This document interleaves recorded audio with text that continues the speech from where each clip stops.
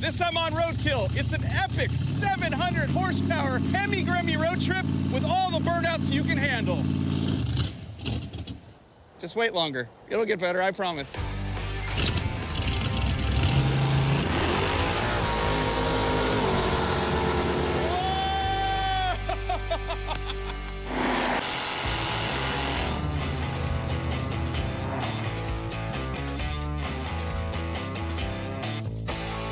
You remember the Hemi Gremmie, a name that should clue you in that it is, in fact, a 1975 AMC Gremlin with a 426-based Hemi at 535 cubic inches. Let's review the history of this thing. I bought it way back in 2007-ish for like 700 bucks-ish. Motor Trend road tested the thing. We ended up on that show where we had the Prius and the Gremlin. We spun the Gremlin out on the highway and then ran over the Prius with the tank.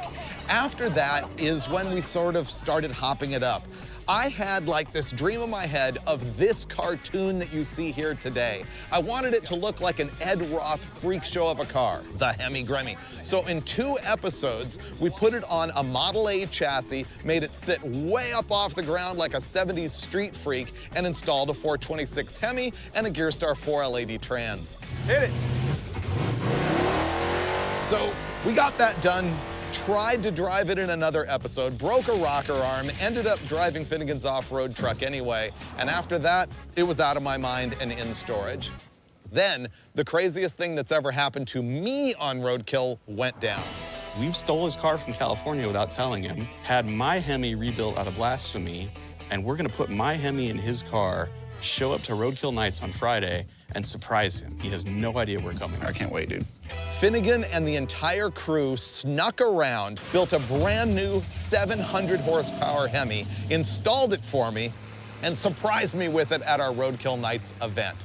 And I didn't see any of that coming. So what we're gonna do now is actually road trip this thing. So Mike. Dave. Before we try and drive this thing from Michigan to St. Louis, I have a point to make, which is, the last time we broke this, you ended up buying a Pro 2 truck and a new Hemi. So, God, I forgot all about that. yeah, this could get expensive for you. I'm out of money. I feel confident in this. This whole package just says, drive that way. You'll be fine. I'm good too. Yeah. I mean, you and Newbern put it together last time, so it's gonna be good. Yeah, as long as we make it. That's all that really matters. What could stop us? Rain. It's raining now. I feel like we need something here. Do these work? No. First stop ought to be a hardware store hood scoop for this thing right I here. think so too, because when these paper filters get wet, they clog up. They like swell and they don't flow any air, and those are probably too small for this engine anyway. Buy some sheet metal, make a scoop that can point either backwards or forwards at our discretion. Yeah. I want to make some miles though. Okay. How many times will I forget to turn on the electric water pump? I won't let you. Yeah. I like the motor. Let's go adventure.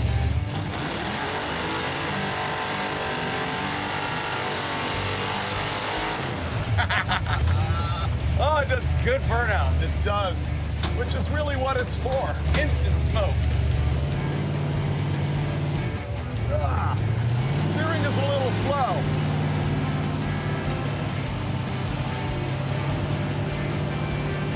It's hard to go straight. Oh, yeah, straight axle life. The converter is loose. Oh, yeah. That's sweet burnouts, though. Yeah. Yeah, when you shift, the RPM doesn't drop. Because it's already slipping. Yeah. Ah, we're gonna make it.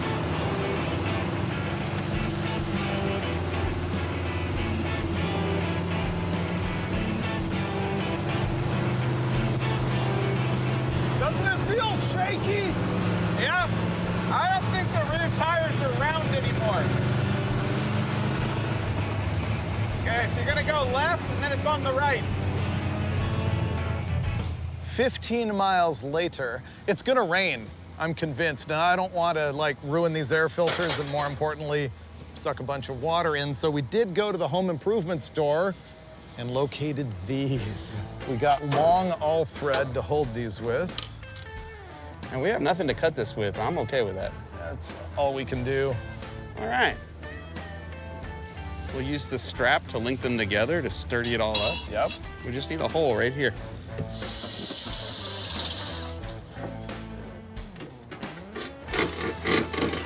Yeah. Money. Backwards so it doesn't get rained in. Yep. Rain, race. Rain, race. Ram air. Look, we even got air filter. How's that? It's amazing you can get off-the-shelf parts for your Gremlin Hemi right at the home improvement store.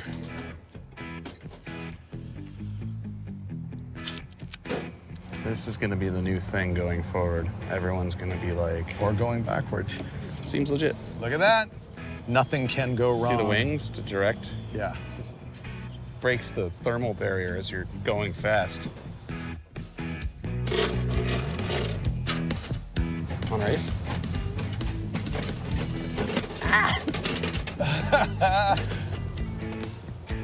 It's gonna start to get hot.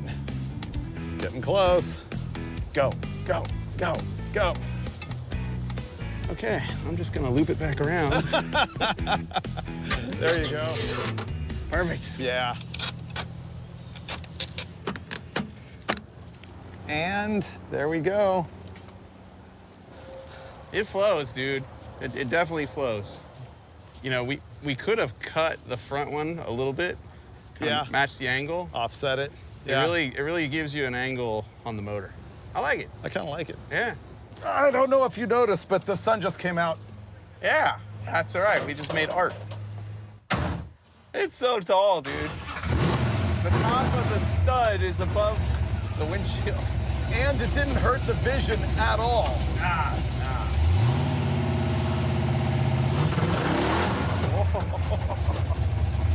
Oh, this looks nice. Someone already laid down burnouts for us. Yep.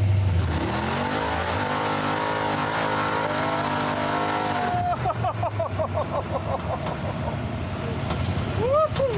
It is good at what it does. Oh, it is.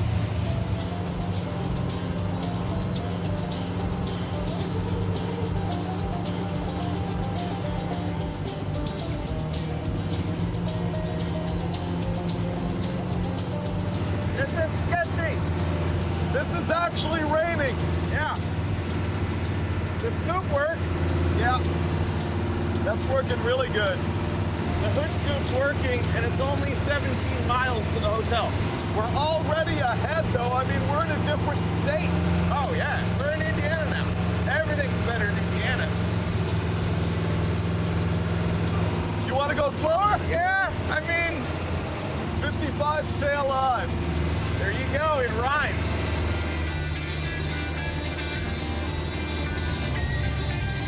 But look, now that we're going slow, it's overheating even in the rain. Or not overheating, but running hot. Yeah. We lived. Oh, that was rough there for a while. Wow. Look, dry. This worked really, really well. That's some solid engineering. Boy, that was an unusually easy roadkill day. By the time we met up with our buddies at Pilot and got on the road, it was like 4 o'clock after making this whole thing. And we made it to a different state, Indiana somewhere. Indiana, allegedly, somewhere. Which is pretty good because we're trying to head to a buddy's shop in Indianapolis to get a roll cage done at some point. On the highway in the rain, it's fine. As soon as you're idling, it's junk. This ride's horrible. Oh, there's the violence of the hopping too. Only at 70 miles an hour and above. Everywhere under that, smooth as butter. Yeah, it's super violent. I think the wheels aren't balanced, so maybe we'll look into that tomorrow as well. Sure. But first beer. Yeah, beer.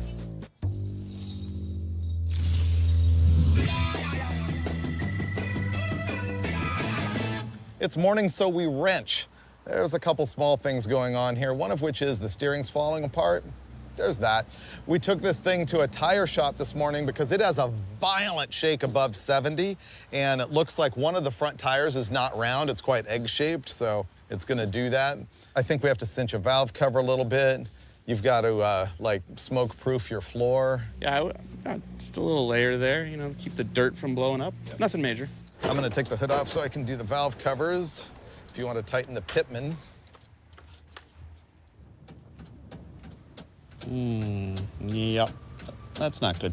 The people at the tire shop obviously pay way more attention to critical items like the steering than we do because they found this when they were take our wheels on and off to balance them. And that's not good. This should not twist on that shaft. So we're just gonna tighten that up. We bought tools we didn't have for the sole purpose of making sure we could get it to where we want to go. Because I want to live. I'm pretty sure Freiburger wants to live. Ow. I'm good. I'm good. It's a metric nut. You really don't want to use an 1.125" socket on it. All right, just a quick cinch on the valve covers. The engine is new. It's amazing how it just idles good. I mean, it's just like a pussycat, as Dulcich would say. Super easy to drive. The rest of the car, not really. The steering is very heavy. It's a little bit loose. It's hard to recover the steering really fast if you wanted to do like a power slide or something like that. It rides like a CJ5, like a lifted CJ5 on the highway. The interior is surprisingly comfortable. Mike might disagree because he's got a bunch of stuff flying at him through the holes in the floor. And aside from that, it's just really good. It's a fantastic burnout machine, and everybody wants one now. Done. That's better. This breather isn't exactly right for the valve cover, so I'm gonna do the old microfiber on the breather with a zip tie trick in hopes of lubricating the firewall just a little bit less. There we go.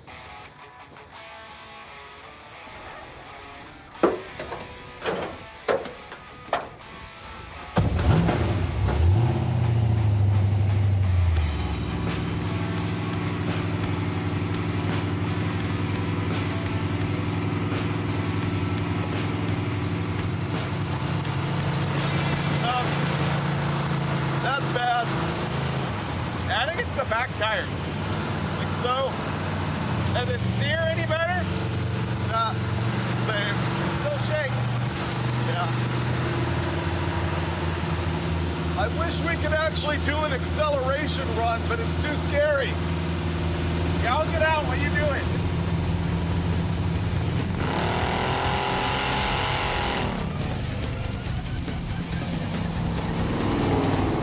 Do you know where we are?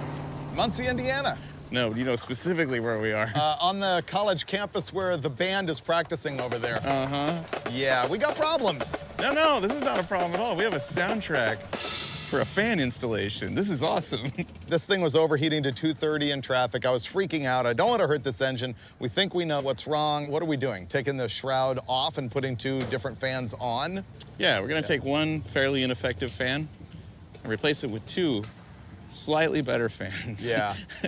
And get rid of the shroud. Well, yeah, counterintuitively, I think the shroud is part of the problem. This fan that's on it flows nothing, and so the shroud is probably blocking airflow more than the fan is helping. Okay. Our plan here is to take this bar out so we can lift the radiator up so we can get to the bottom screws to take the fan shroud off. Okay. All right, now the whole radiator should flex upward.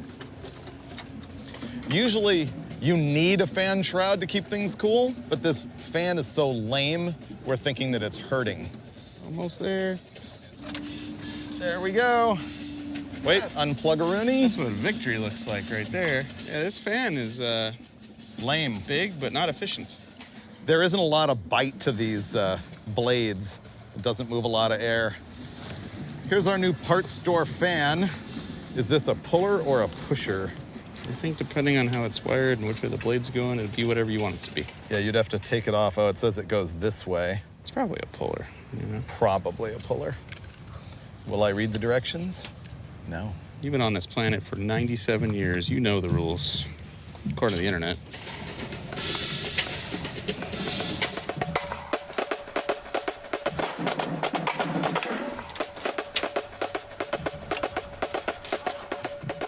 Fan number 2. The fate of our $30,000 Hemi rests upon 3 wires twisted together with no electrical tape, no butt connector, nothing. Oh, it's great. And the irony that that wire is resting on a $600 electric pump The electric water pump's actually really cool because you can run the fans and the water pump when the engine's shut off, and so it's circulating the water and cooling it off, so you can chill the thing down, you know, when you're parked. Boom. Let me zip this on there before we try it. And... Ah, dude, that's so much better. Is it? Way better. Oh! You might actually have cooling. Well, it's at least a lot more surface area. Yeah, I like it. All right, we're gonna go sit in traffic and see if this thing still overheats. I love that. After the questionable cooling system mod, you're like, hey, why don't you drive in case it melts down? So it's your fault.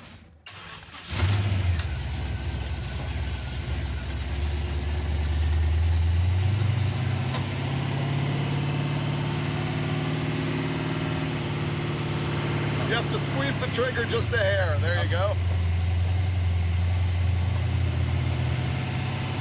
I think our cooling is way better. Hi.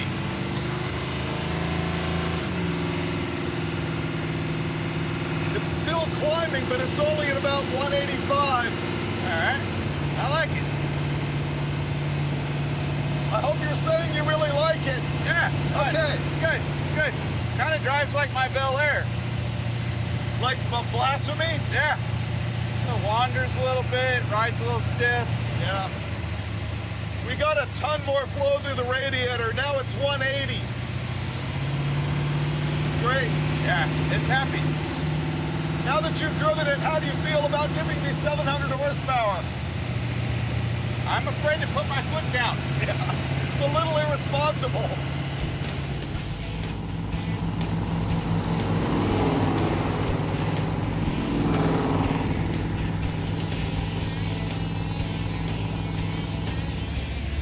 All right, how hot will it get? We're already at 203. Okay. 205. 210. It might not be as great as we thought it was. Yeah, our new cooling fans didn't do that much. We spoke too soon on the fix that we did with the fans. It doesn't work. Honestly, it drives cooler on the freeway when we got a lot of airflow, but sitting in traffic, it just goes to 230 immediately. So we're gonna go to the tried and true, taking the hood off to see if that makes any difference. And we don't have any ratchet straps or anything with us, so this is going in the back of the video van. See, I think this is gonna work. I'll tell you why, right? When this is sucking air, it's only sucking air from out here, not from in here. Then you got the headers heating up everything under the hood. The hood is on fire when you touch it. So I think we take the hood off, most of our problems go away. It can't be worse.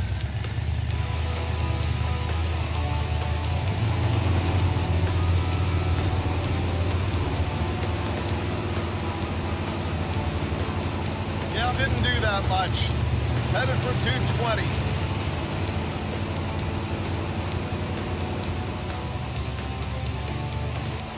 Yeah, it pukes at 230. We have found the magic number. It is 230. Woo! I'm gonna back up just a little bit.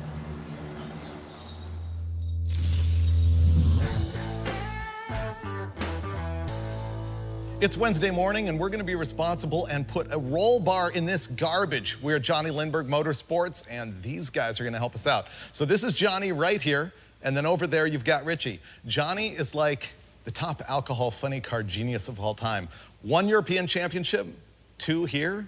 Is that right? Yeah, that's right. And then Richie drove a top fuel car for Morgan Lucas and then also for Connie Coletta. So these guys are way better than us. Yeah. What we're gonna do is gut the interior out of this thing, ask these guys to put a bar in it, and I think Mike and I are gonna work on trying to make it actually cool. I guess one thing I should clarify here is we have 0 plans to actually drag race this car, because terrifying, and because of that shake at 70 miles an hour that we haven't fixed. What this roll bar is for is not to be NHRA legal or anything. It's honestly, so if I flip this thing over doing donuts because it's so tall that it doesn't kill me. Yeah. Which is why I came to, like, you know, the super pro guys to get it done. Hey, we lost our carb studs, but we have one here we can just cut. Yeah, we can cut these down. All right, I'm gonna start clearing out the interior.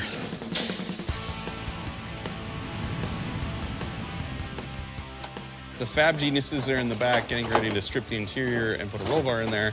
I'm gonna take the grill out because I wanna move our transmission cooler away from the front of the radiator to behind the light that doesn't have any wiring. Great.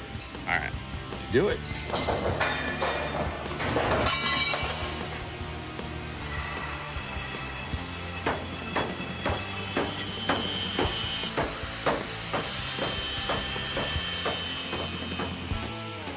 That is a rad angle finder. Yeah, it has the same radius as my tubing bender. Oh, perfect. 6-inch radius. I love that. It's pretty accurate. We took our measurements. We kind of did a total length of the tubing we need for the main hoop, so 10 feet. And now we're gonna go ahead and cut it to that length, and then we're gonna mark where to start the bends and bend it up.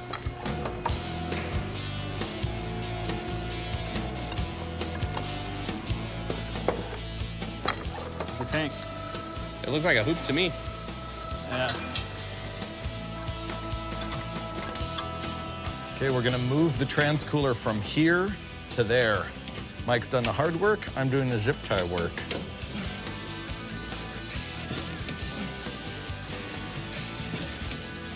Richie and I have been bench racing where to put the down bars off the main hoop, and we were gonna put them there till we decided that would be ugly, yeah? Yeah, I think so. Gonna be too close together, and so I made him make that plate for out there, which also happens to be on the little subframe thing on the sheet metal body. It's not full race, but it'll be good enough. Better than nothing, right? Should be pretty good now.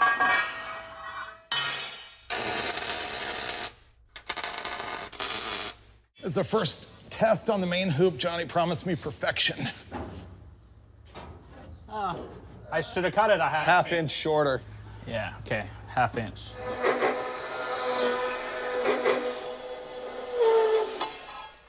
Test fit number 2. There we go. Right there. Johnny sort of fixed that main hoop. We test fit it. It's great. Richie's back there welding right next to the fuel filler. Yeah, it's great. Yeah, my shop is OSHA-approved. Right. Is it fireproof? I'm about to fix the cooling system. I'm convinced this is the answer. See, these fans that we have on here just came from the parts store. They're like super cheap Chinese stuff. They're rated at 670 CFM each. This Spall fan here with the killer motor on it is rated at 1,460 each. So if I can fit 2 of these on that radiator, it's gonna be the kill. And goodbye, worthless fan. Boy, this fan weighs half of what the new one does. This is incredible. Right now, Johnny's gonna build a harness bar that's gonna go between each end of the main hoop. And we don't have harnesses, but it's gonna stiffen up the hoop, and someday if he wanted shoulder harnesses, he could put them there. But the interesting thing about this, and the reason we're over here, is he's not notching it the way we normally would. There's a lot of ways to do this. You can use a hole saw and a hand drill to go right through the tubing.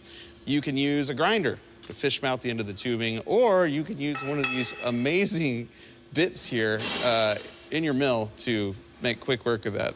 I'm Pretty good. so jealous of the tools in your shop. Then we go to the biggest belt sander in Brownsburg.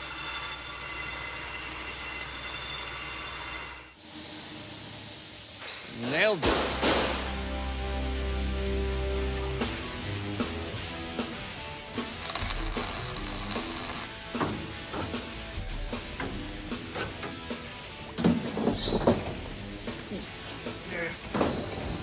Sits right like that.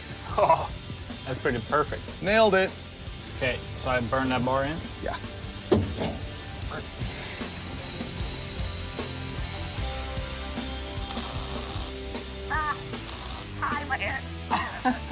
These new fans are really heavy, so I want at least one actual metal strap connection on the thing instead of those zip ties through the radiator. That's gonna be way better than letting it flop.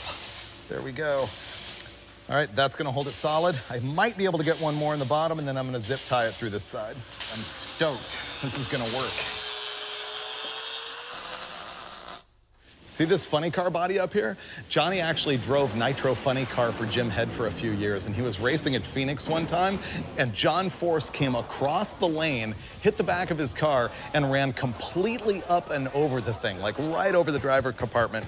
Obviously, Johnny was okay, but that's what's left of the body. The other side was trashed.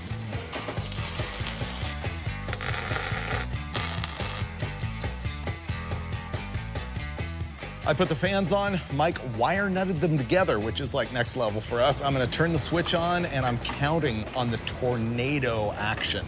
Oh, it's gonna happen. Yeah. Ooh, does it sound?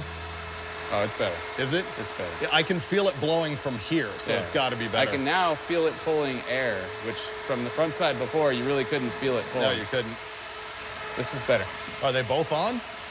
I hope so. They both got wire nuts. Yeah. Wire nuts are the key. Yeah. That's fixed.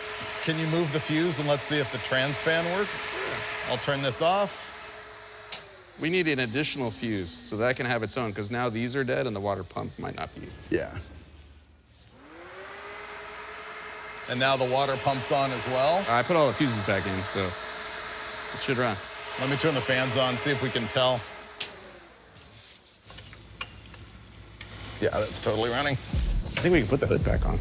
Because it's sad that they built an entire roll bar in the same amount of time it took us to mount 2 electric fans.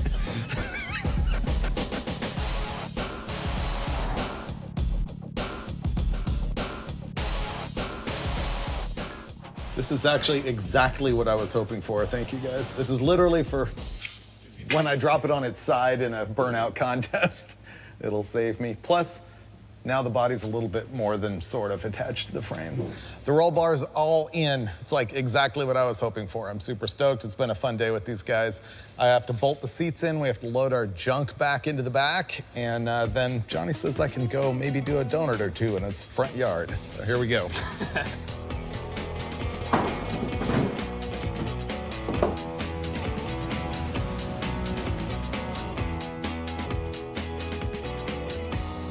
Man, this has been so fun. These guys did such an awesome job. We're gonna make them do donuts. Besides, it's your driveway. Well, hopefully it don't break. Yeah, don't break it. So you remember the shifter? Remember, put every toggle switch up. Richie, your job is to watch the oil pressure gauge. Got it. And heat. Don't overheat it. Yeah. Okay. And remember to have fun. It's got them good fans. Oh, yeah. Here comes the mayhem.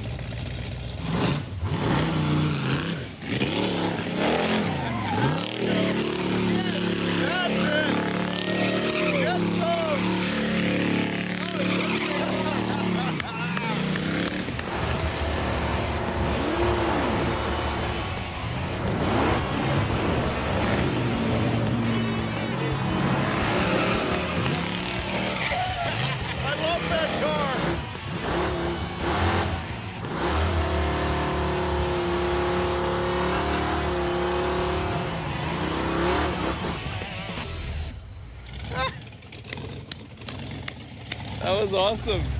Oh, what's oil pressure? Good. Yeah, it's like 60 pounds when you're on the gas. Ah! Wrong switch. That was cool. It's awesome. The amount of freaking lateral G, like, I know. I feel like it wants to tip over too, Yeah. huh? Sorry about the starter. I hit the wrong switch. We've both done it 100 times. Okay. you gotta show us how it's done now, huh? I'm gonna show you how it's done. I'm guessing it's not his first rodeo doing whips in this thing, huh?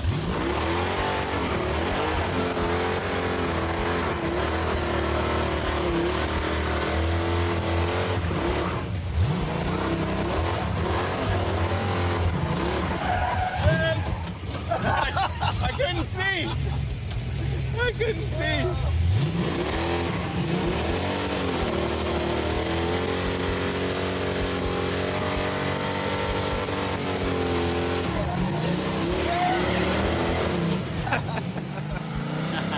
See you guys.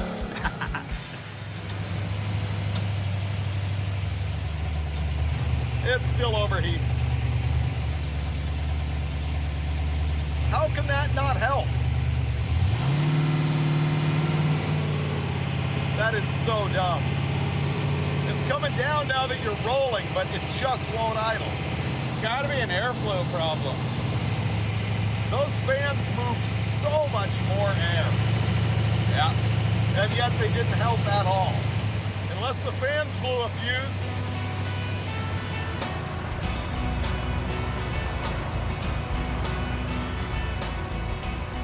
Well, that was no good. It started overheating right away when we left Johnny's place. We wired both of our electric fans to our one relay. I think they draw too many amps. Is your hood and fender blazing hot? Yep.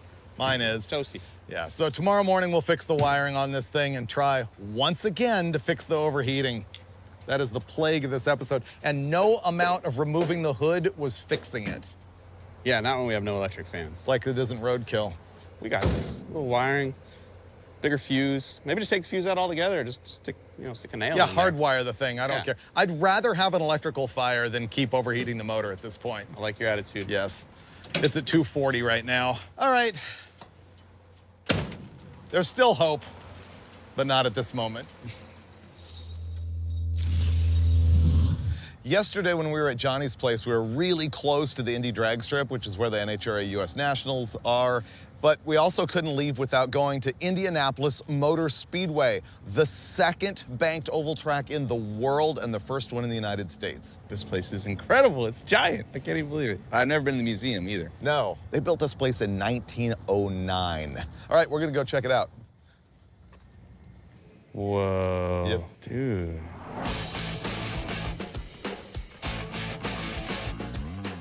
All these cars in this area of the museum are past winners of the event. Over here, you've got the first winner. Yeah, that's 100 years of racing right there. The first Indy 500 was 1911, even though the track opened in 1909.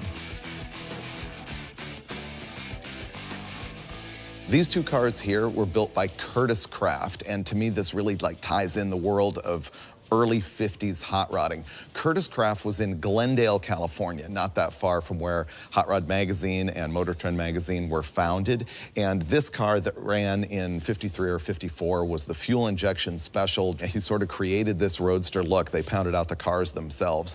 He also made a sports car for the street that was called a Curtis, which was like a sports car that eventually was sold by Earl Madman Muntz, who was like this crazy guy who sold stereos and TVs and everything, and also these cars. And the tie-in is that Robert E. Peterson did PR for Muntz before Peterson founded Hot Rod Magazine in 1948 and Motor Trend in 1949. And of course, Motor Trend and Hot Rod is where Roadkill came from. So basically, this is our car.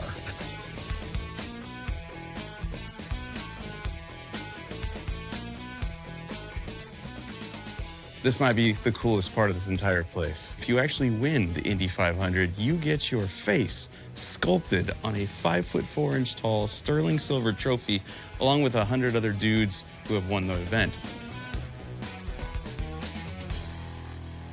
This is really cool. In the mid-60s, Ford made their Indy dedicated engine, which was basically like a 289 de-stroked, but it was dual overhead cam. And the freak show about it is that the induction was in between the two camshafts on each bank, and the exhaust came up out the middle. Very, very cool, like high RPM screamer stuff. In modern times, Ed Pink has built a couple of these engines that have ended up in hot rods.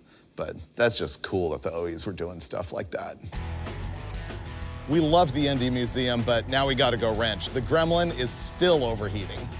It's gonna be a good day. Ready for... What did you do?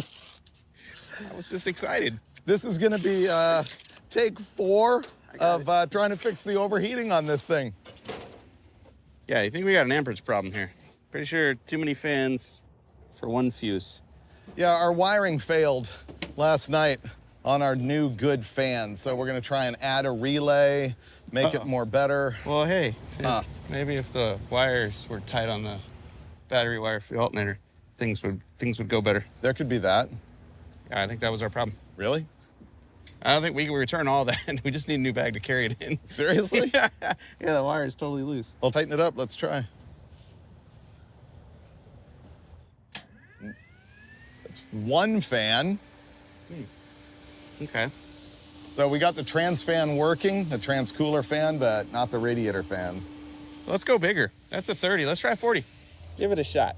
2 fans off 1 relay and 1 40-amp fuse. Working. We're back, Mortimer. Hopefully that blew immediately when we left Johnny's place, and that explains the overheating. Yeah, I think that's what happened. On the bright side, Yeah. if we really did drive all the way here with no fan and it only went to 230, Then we're pretty good. I feel good about this. Are any wires getting hot over there? Let's see. Nope. Nope. That was easy enough. You want to see if it has water? Sure. Like Tom Cruise and Cocktail. It's the exact right amount. Okay. We're done. All the relays and connectors that we're not actually going to need that Mike put everywhere. What do you want to do when this doesn't work? Go to another museum That's a where the good cars idea. did work. Yeah.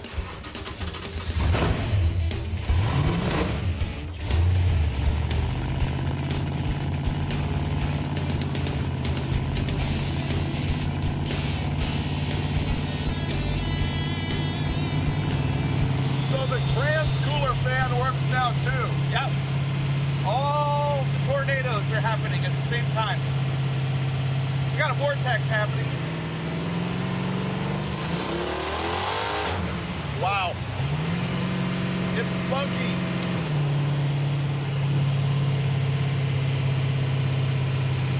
Is it me or is that temperature gauge staying at 150? Yes, it is, my friend.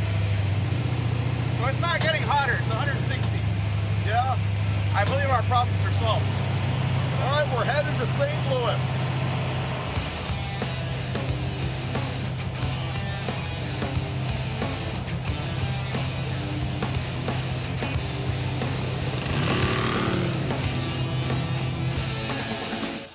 This is gonna help. This is definitely gonna help. I'm pretty sure this has been scientifically proven. I think you had the right idea on the shoulders. My bags are tearing. You're nearly there. It'll be worth it. Okay. Whew. The Gremmie itself is officially fixed as far as cooling goes, but inside, it's a torture chamber. Yeah, it turns out somebody built this car with no carpet or insulation. It's weird. I see no reason why this couldn't cool my booty inside of a Gremlin. Here we go. Oh, you're opening yours. Oh, yeah, of course. Oh, man. Oh, no. So you got to put it behind the seat. You got to make an igloo around yourself. Then when the air comes from either side, we're good. Here, let me help you out. There you go. Yeah, you're good. Oh, good looking out.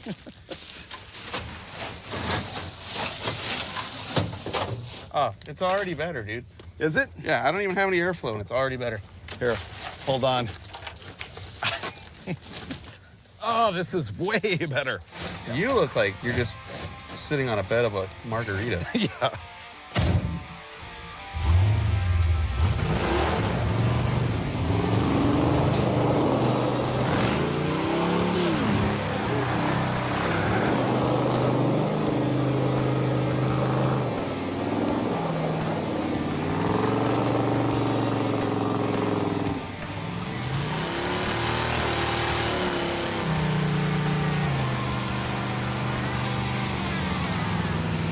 Oh, this is so much better. Right? Wow, the cooling effect with the breeze.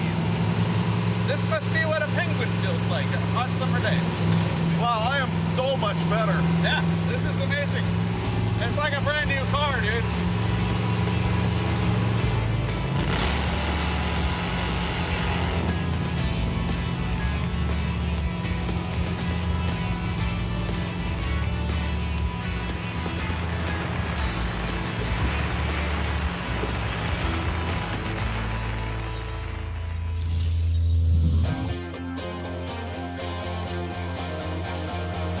We made it. Last night we cruised past the iconic St. Louis Arch, the gateway to the West, and now we're at Worldwide Technology Raceway, which was our goal because this is the start of drag week where you are going to be racing and I am going to be commentating. We've also gone full circle because this is the last place that those cylinder heads dropped a valve and destroyed my second Hemi. Yeah, I was going to say this is the first time you've spent 5 days with a Hemi that's survived. Yeah. All right, burnouts. Burnouts. You're gonna ride with? No way. As long as you're not going for distance. I'm going for distance. Oh, well then I'm gonna watch you. I like the donuts. It's the high speed on the Model A chassis Gremlin Hemi thing that, yeah. Yeah, it's gonna be awesome.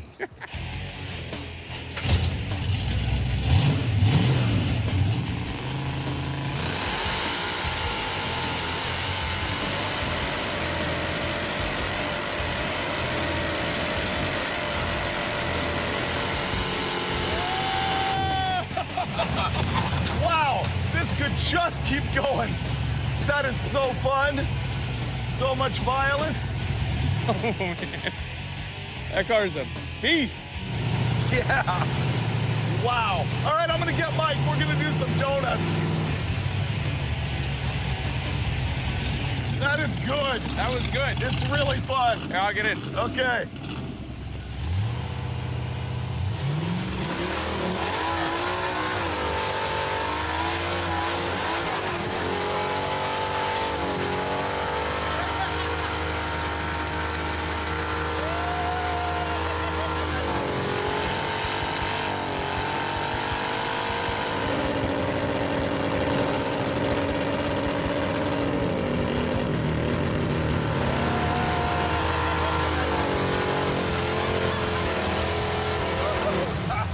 Dude, it's so good. It really is.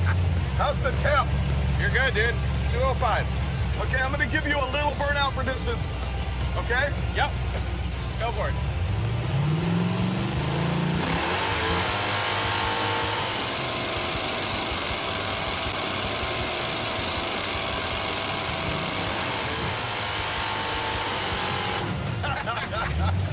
It just lights them. Dude, this thing is a beast. Yep, And it's still alive.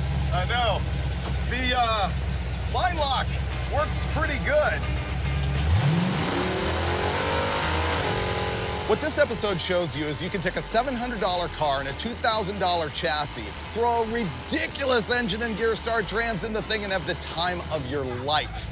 It also shows that you gotta hit the road to work out some bugs on any new project. But what you don't need is a Hemi. The reason we have one here is it means a lot to us. Remember, this is the engine that was mine and I traded it to Finnegan for an aluminum race V6 and it went into Blasphemi. It blew up a couple times and then Mike rebuilt it without me even knowing about it and stabbed the thing into the Gremlin and presented it to me at Roadkill Nights.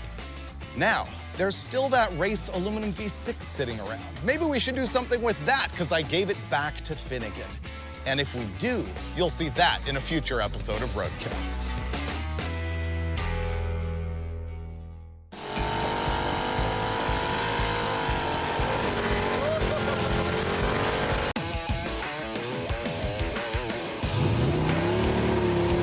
This time on Roadkill, it's the ultimate surprise for Freiburger.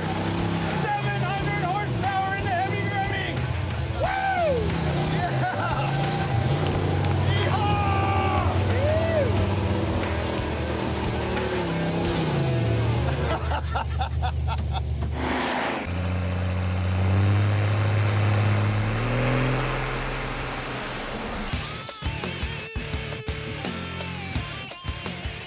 I could not be more excited about this episode of Roadkill. At some point between Monday and Friday, I will have the best day at work ever because this is all about surprising David Freiburger. Yeah. Right now, David Freiburger, Michael Wayne Cotten, and Steve Dulcich are road tripping to Roadkill Nights powered by Dodge in Pontiac, Michigan. Why are they doing that? Well, for starters, it's our kick-ass annual event where we have actual street-legal drag racing down the one and only Woodward Avenue. The grounds at the M1 Concourse are taken over for an amazing Roadkill get-together for fans, where we have a car show, Dodge drift rides and thrill rides, Roadkill cars on display, grudge racing on the street, and more. If you've never been, you're missing out. But more importantly, why are the guys road tripping there? Well, it's because it was the best cover story we could think of to keep Freiburger busy long enough so that we could give him the surprise of a lifetime by rebuilding his broken Hemi engine without him knowing. Cotten is in on the surprise, but we had to leave Dulcich in the dark since they spend so much time together, we couldn't risk a slip-up. Meanwhile, Newbern and I are here in Georgia, and we're also going to road trip to Michigan, but our plan is to surprise Freiburger with none other than the Hemi Gremmie. Right now, Freiburger thinks he and I are working on my death metal 68 Charger and that we're road tripping there to meet him and go do some burnouts. But what he doesn't know is we've stole his car from California without telling him, had my Hemi rebuilt out of Blasphemi, and we're gonna put my Hemi in his car, show up to Roadkill Nights on Friday, and surprise him. He has no idea we're coming. I can't wait, dude. Yeah, I feel good about this. This is an internet-famous 1975 AMC Gremlin. That's right, Freiburger bought this a long time ago, way before Roadkill existed, for $700. It's ugly, it has a ton of character, it came with an inline-6 engine, which no longer exists in our Gremlin, and this is one of the most extensive projects we've ever had on Roadkill. We have auto-crossed it, we have flat-towed a Prius with it, we have crashed this car while flat-towing a Prius, but eventually, after lots of procrastinating, we slid a Ford Model A chassis under the Gremlin, which only has a 96-inch wheelbase. Then we stuck a 426 cubic inch Gen 2 Hemi that makes 500 horsepower between the frame rails and proceeded to do epic burnouts. This thing is a machine. It does not road trip very well though. It overheats a little bit, and the last time we drove it, we made it about 11 miles before the Hemi ate itself. This is loud, dude. Well, that's something that we're not going to fix at the side of the road, roadkill style, essentially because I'm not willing to blow up my Hemi in order to keep going roadkill style. We have a long history of having fun with the Gremmie, but the truth is, it's sat in storage for the last year broken. And now we're going to put my Hemi in his car. So this is the first time I've seen the Hemi and the Gremmie together. And from what I understand, you said the number 4 rocker arm here came loose. Essentially, I'm pretty sure this just never got adjusted right. And so as we drove down the road, the push rod popped out and it just got all beat up, which put metal in the motor, which you don't want. That just tears up the bearings and everything else. And yeah, you could change the oil and clean it out as best you can on the side of the road and keep driving, but the bottom line is it's a Hemi and they're really expensive and hard to get parts for right now. Yeah. Which is why Freiburger and I didn't do that on the side of the road. You and I are not gonna rebuild this right now because, let's be honest, it's a cast iron headed Hemi that makes 500 horsepower. Why do that when we have a 700 horsepower aluminum headed Hemi? That's a mouthful. Aluminum headed Hemi. Yeah, we have that. Wow, Let's put that in there. So I have a long history with this engine. This is originally a 528 cubic inch Mopar Performance crate Hemi. That's right, there was a time in the late 90s, early 2000s where Mopar Performance was selling Gen 2 crate engines. They had a 426, they had a 528, they had a 572. This was a 528. And this is the engine that in Blasphemi ran 11s, 10s, 9s with a supercharger before it split the cylinder wall. We took the cylinder heads off of this engine, put it on a different short block, rebuilt it on a picnic table, and went to Roadkill Nights with Blasphemi, and it was awesome.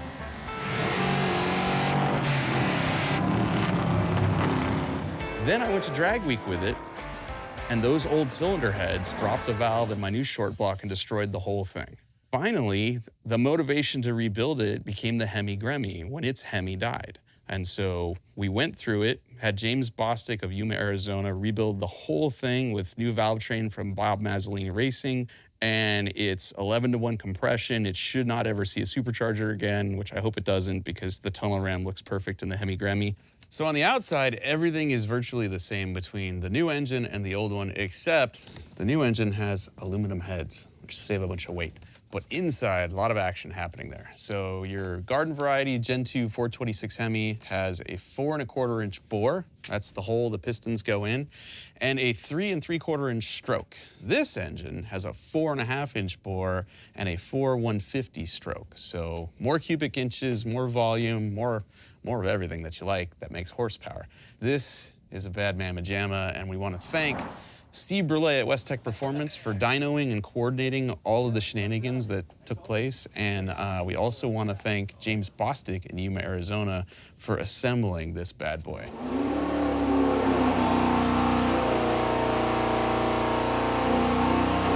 No fire, that's good. What did it make? 707. I think the next time we see Freiburger in his Hemi Gremmie, he's in trouble. He's got a couple hundred more horsepower with probably 60 or 80 pounds less weight on the nose. That's why you can appreciate such a fine automobile, you know?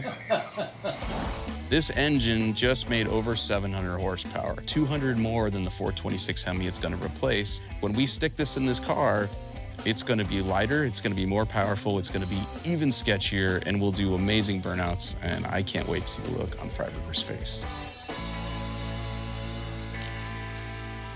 So right now what I'm doing is I'm removing the old dowel pins out of the engine block. We have a unique combo here. We are running a Chevrolet 4L80 transmission behind our Mopar engine, and it required this adapter that we made, and the adapter is 1/4 inch thick, so these old dowels are not long enough to go through the adapter and into the transmission. You need these to go into the transmission bell housing because these are really what's supposed to take the torque of the engine. I've got to get these out, tap these in, then I can put the adapter in, then I can put the flex plate and the adapter there, and we'll be good to go.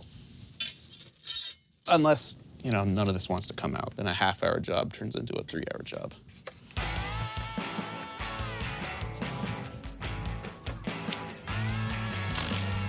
Oh.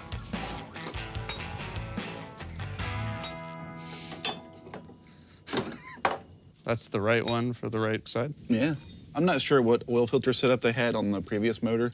Either these are backwards and got labeled wrong, or there's a different setup maybe in the car. So I'm gonna figure that out right now. The great thing about filming everything is we could just go to motortrendondemand.com and watch the episode. There's a video record of everything we did. Look at how happy Freiburger was when the car ran. All right, check it out. That's completely different. Where is it? I don't see it. Oh, damn. I could probably hack that one in. Do it for Freiburger, dude. Do your part. It clears, I can get bolts in it, but this is really, really close to the oil pump here. So I'm gonna take a little more material off right there because I don't want it vibrating and like rubbing on that.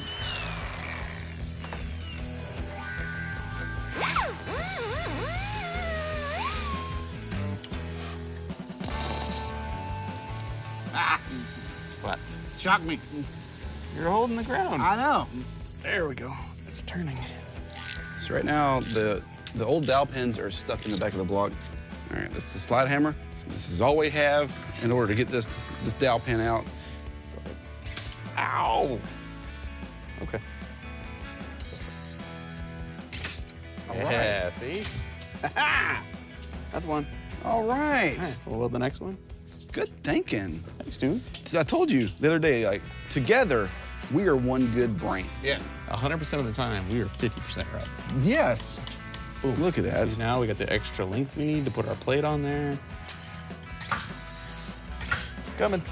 Boom. All right. God, we're good. We have multiple bolts that are gonna get Loctite on the threads. So did you grind those bolts on the... Yeah. Yeah, I can see the marks. Yeah, on the car. We got the transmission all the way up in there and seated against the back of the bell housing, and unfortunately the converter wouldn't slide forward because it's hitting the bolts in the back of the crankshaft, so now we're solving that. Andrew ground a corner off every flex plate bolt, and we think we have our clearance now. We did it. The danger here is that when we torque these back down, that the heads end up in the right place so that the ground part is out here on the perimeter. Otherwise, we're gonna have to grind it some more, and pretty soon there's gonna be no head left to tighten on this bolt, so. So let's pick a torque number that's maybe 10 pounds less than what we need. That way it gives us a buffering room so we can actually twist it further if we have to. No, that's not good. We got problems. Maybe it's a one-time use only thing. We'll grind both sides of the header. What are the rules on gift giving? Like, we're giving the guy a motor. Later on, I mean, is it our fault if he can't get it apart?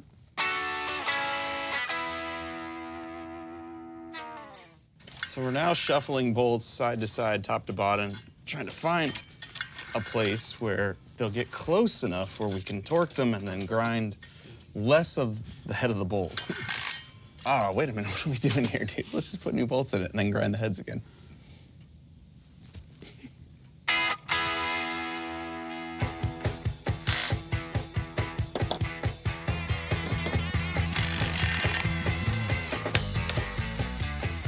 work? Yeah. Last piece of the puzzle, our bolts are in, they are torqued. The problem now is the head of the bolt is too thick and it hits our converter. We don't have another set of bolts, so what we're gonna do is once again, grind the head of the bolt on the outside of the diameter of the bolt pattern to keep it from hitting the torque converter. Once we do that, yes, the next person that has to take these apart is gonna have a hell of a time.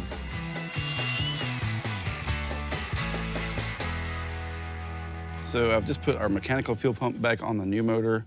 It looks aftermarket. I'm assuming it flows more than stock. Finn, do you think this will flow enough for that extra 200 horsepower? Sure, why not? Well, the accessories are just about finished on the Hemi. Newbern is installing the fuel pump, and then we'll put the engine in the car.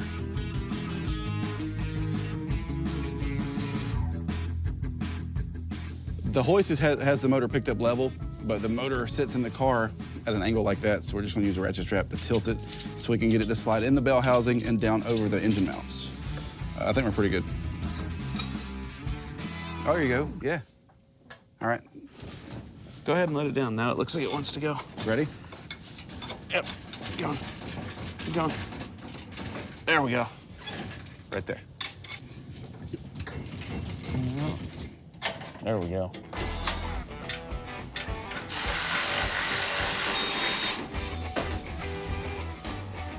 All right, the engine is bolted in.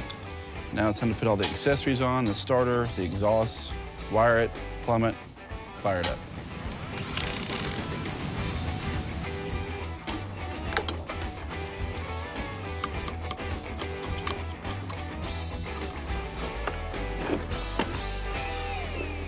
We are humming right along. Bolting the last few parts on this. Newbern's doing the header on that side. We need to put a header on this side, hook up the fuel lines, wire the distributor, put the radiator in, and then this thing will make noise. Do you think their cars are running? Do you think their cars make noise before this car does? What if their cars don't make it and this one does? I don't know. What do you think they're talking about? Well, with Cotten, anything's possible, I gotta be honest. I wish I was like a fly on the wall up there. I just want to see, are they still there? Are they on the road? Like, Yeah. are those cars like running? What are they doing? So we haven't figured out a route. We're just going to be there. I just want to take small roads. I don't want to take the highway. Dude, I love that idea. Yeah. Question is, let's take bets, guys. Are Finnegan and Newbern going to make it with no difficulty in the death metal Charger? Here's what I think.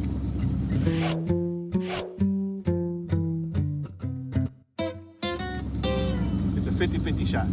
50-50. Maybe not. I think they'll make it. Oh, you think they will? You're going more with I think they will make it because they got Newbern. So, so I think everything will be perfectly fine. Did you catch that one, Finny? I didn't say that.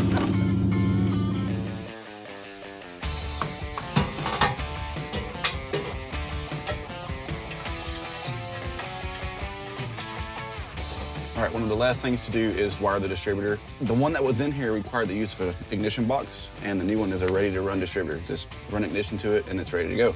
The old one that was in here required the use of an ignition box, and normally we would just leave this in here, tap into the wiring, and just go. But we're not gonna do that. I'm gonna pull all this out, clean the wiring up, and I might even put a fuse in here, you know, because I care. It's Freiburger's car, and we're trying to do this right. Do you think he wants that? How does he feel about ready-to-run distributors? I genuinely don't know. Yeah, so all of this is not needed anymore. You're right. Just because he chose to put that ignition box in there and went a lot of trouble to wire it, you should take it out.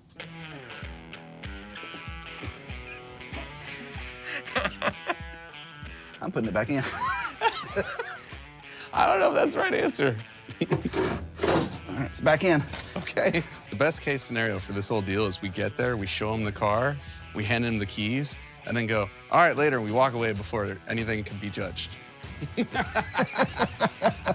Here's your car, it runs, it drives. As a team, I think we've decided to leave the crane ignition box in the car as a spare, as a backup, and then hook up these 3 wires to our MSD ready-to-run distributor, and that should make the car run. You know what's better than one ignition system? 1.5. Yeah. I ain't got no power. I don't have any power on the alternator. What'd you do, Newbern? Uh-oh. The hell you mean, uh-oh? Nothing lights up here. Power goes right here to that bulkhead connector. It goes right here where it's not hooked to nothing. It's dangling under the car. Let's probably go to the starter. Ah. That's why it was so easy to install the starter. And the header's on now. Well, darn. 12-volt Dave figured out that I forgot to hook the main battery cable, which is dangling from the frame rail, to the starter, which is where the power gets distributed everywhere. I'll reconnect it, we'll put it back together, then we will make some noise. There's no power right now because the box is not telling it to send power out here because we, kind of bypassed it. So now we just gotta run one ignition wire from out here to in there, hook it up. This thing should come to life, make noise, and do burnouts. Which is what Freiburger would have done. Yes. Yes. WWDD. What would David do? He'd clean the top of the air cleaner.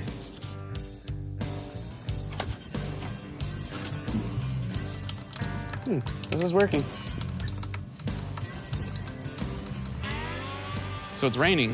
I figure we can fire it up in here, but we really can't test drive it because it's got no wipers, nor can we let anyone see it out and about. So pretty much we'll fire it up here, make sure it runs, assume it does good burnouts, and then load it on the ramp truck and go.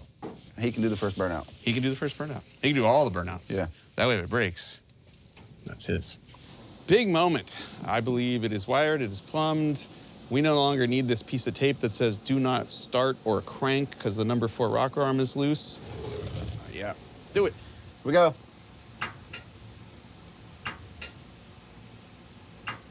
I can't tell if you're messing with me right now. Turn the ignition on. There you go. Ready? Yep.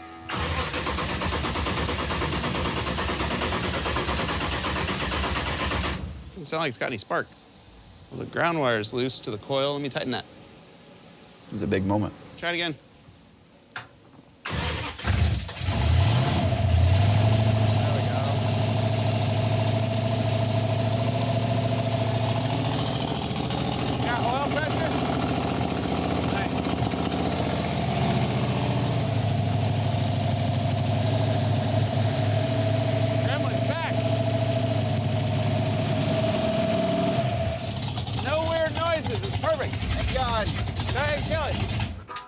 No weird noises, no leaks. We good. I'm gonna have a beer just for Freiburger. Now on to the surprise. We need to shoot a decoy video. We'll go to the other shop. We'll shoot a clip with death metal, like, hey, we're getting ready to go on a road trip. And then we go radio silence. So he thinks we've got it. Meanwhile, we load this on the back of the ramp truck because there's no way we're gonna risk driving this there. And we'll cover it in cardboard boxes, a blue tarp or something. That way, when it's going down the highway, no one knows what it is. And then when we get there, we'll uncover it. Okay.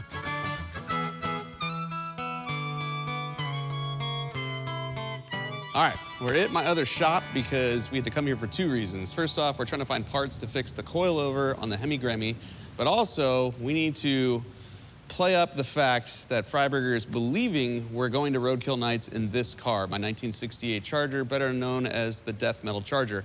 So what we're gonna do right now is tell him via social media that this thing is ready to go. Yeah. And we're leaving today. Yeah. What up, everybody? It's Finnegan and Newbern. We are filming an episode of Roadkill right now, and we are heading your way to Roadkill Nights in Pontiac, Michigan this Saturday. All your favorite Motor Trend hosts will be there. Death Metal is ready to go. We are hitting the road. If you want more information on how to get tickets, go to motortrend.com. Thanks. I technically didn't lie. I did not say we were driving it. It was great. I just said it was ready. Yeah. We only have 364 miles to go to Pontiac, Michigan and Roadkill Nights. And who's driving what? I'll drive the Wreck Runner for a while. I'll drive this. I'm feeling good because I've got the faster car.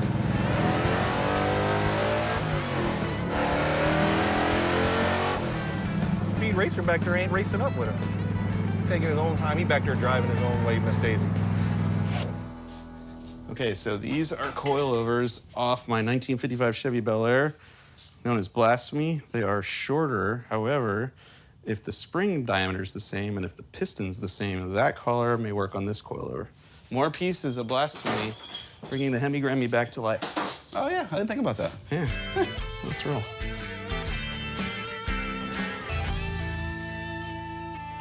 We are now attempting to take the upper donut from one of my Viking coilovers and fit it on the very shock.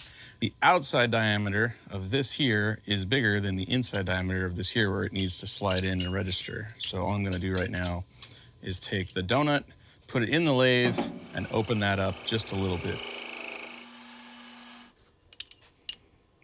Boom, there we go. I think we can put the car together now.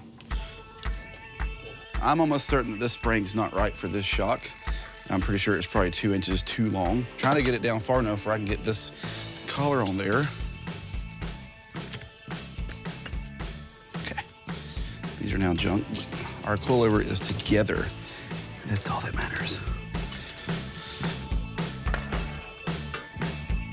All right, can you jack the car up for me? It's good, it's tight. Let's write extensive notes so it looks like we're professional. 9:22. All right. Fire it up one more time, make sure there's no leaks, and then put the hood on. I just like hearing it. Okay. Ready? Mm-hmm.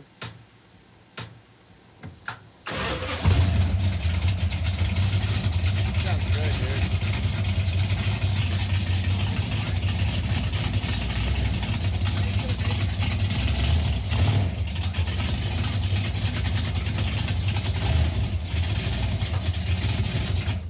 It feels low fluid. It feels lazy. Going forward? And reverse. Because you were driving over a block of wood. Oh, that's probably what it is. Okay.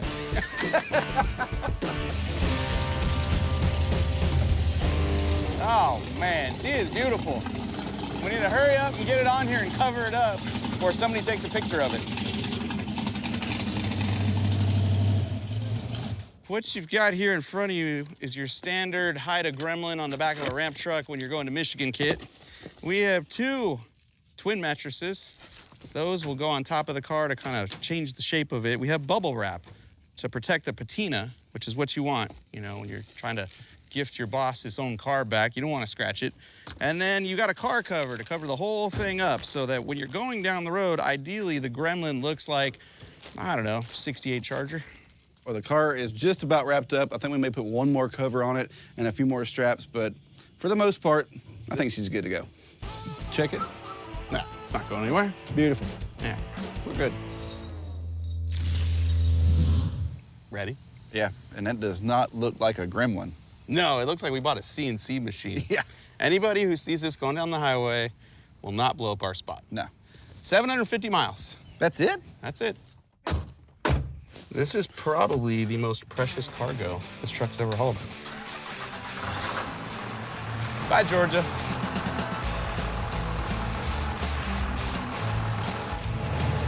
So far, so good.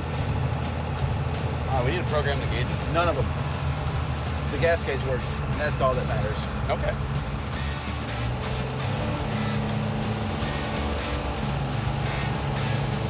Oh, dude, it's like the car's not even back there, dude. That is awesome.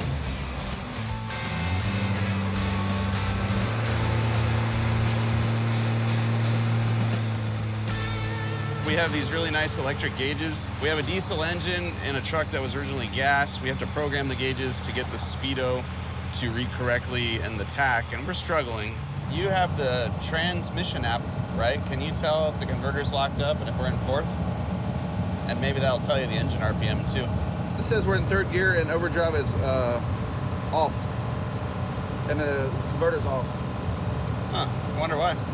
Because if you wired it right, then there's something wrong with the controller, right? We need to pull over, we need to work on the truck because this is really the first time we've driven it since we put it back together.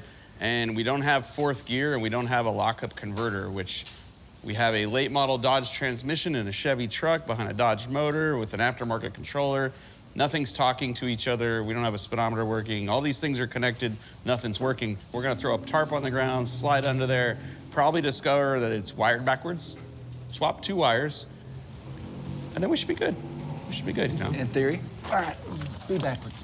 Be backwards. Be backwards. It's backwards, yes! Oh, nice. Clip is on the bottom.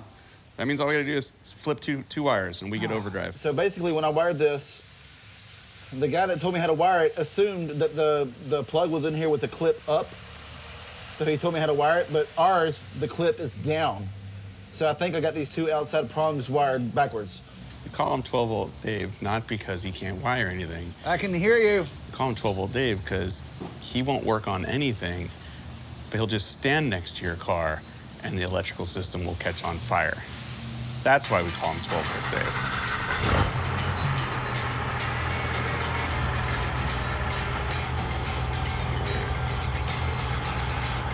Oh, dude, it moved. I got it to go up.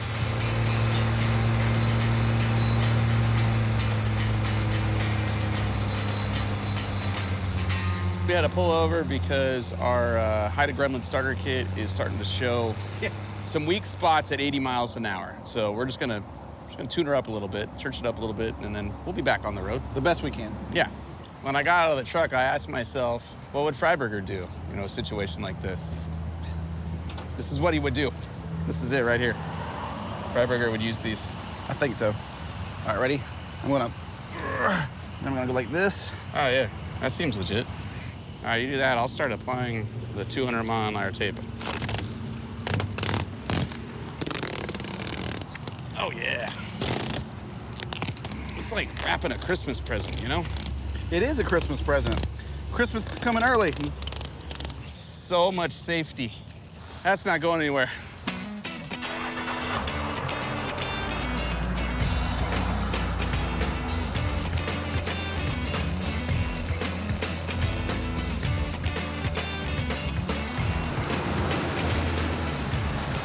Hey, it's official. We're in Tennessee. Woohoo! We made it! One whole state. Knoxville, here we come.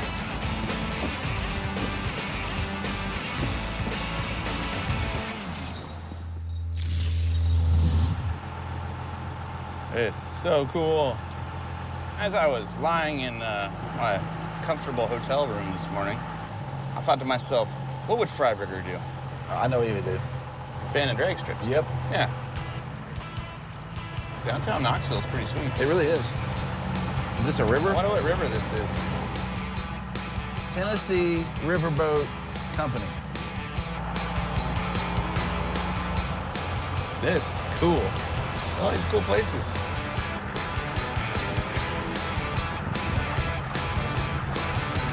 So we've been hot rodding with a Gremlin on the back of this for 250 miles. It just took 17 gallons.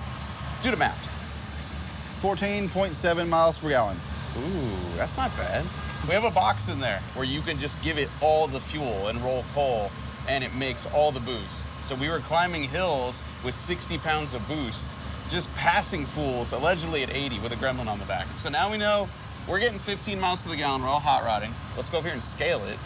And then let's go find an abandoned drag strip, download an app on our phone, and find out how quick it is with a car in the back.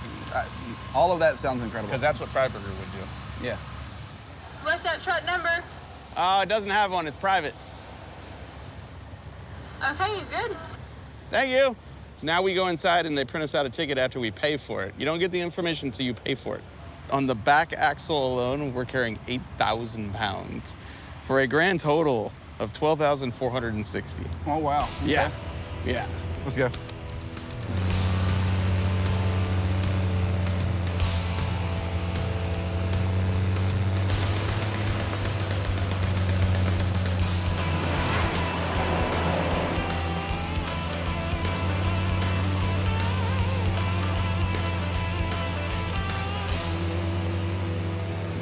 Is that Cincinnati? Oh my God, I think it is. Does that mean we're in Ohio? I think so. Oh my goodness, another state. I'll be damned. Wow. Dang. I think we're only 250 miles from Michigan. No way. Yeah, way. Dang. High five.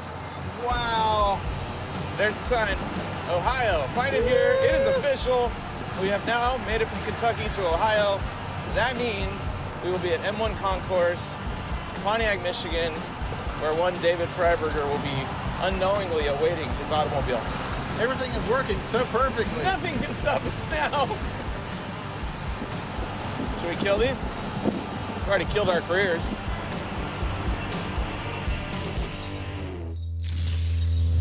Welcome to day 5. Yeah, Dayton, Ohio. Yeah, it's Friday, yeah.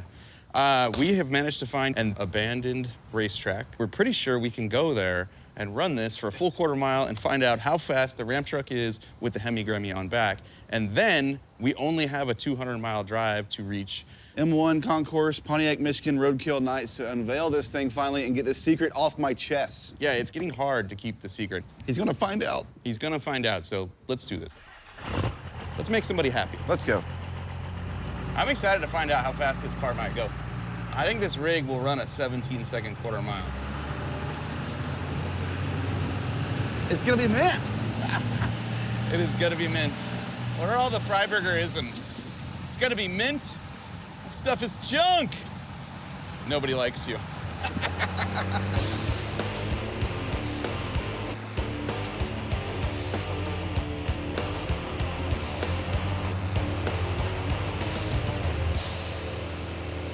This is beautiful.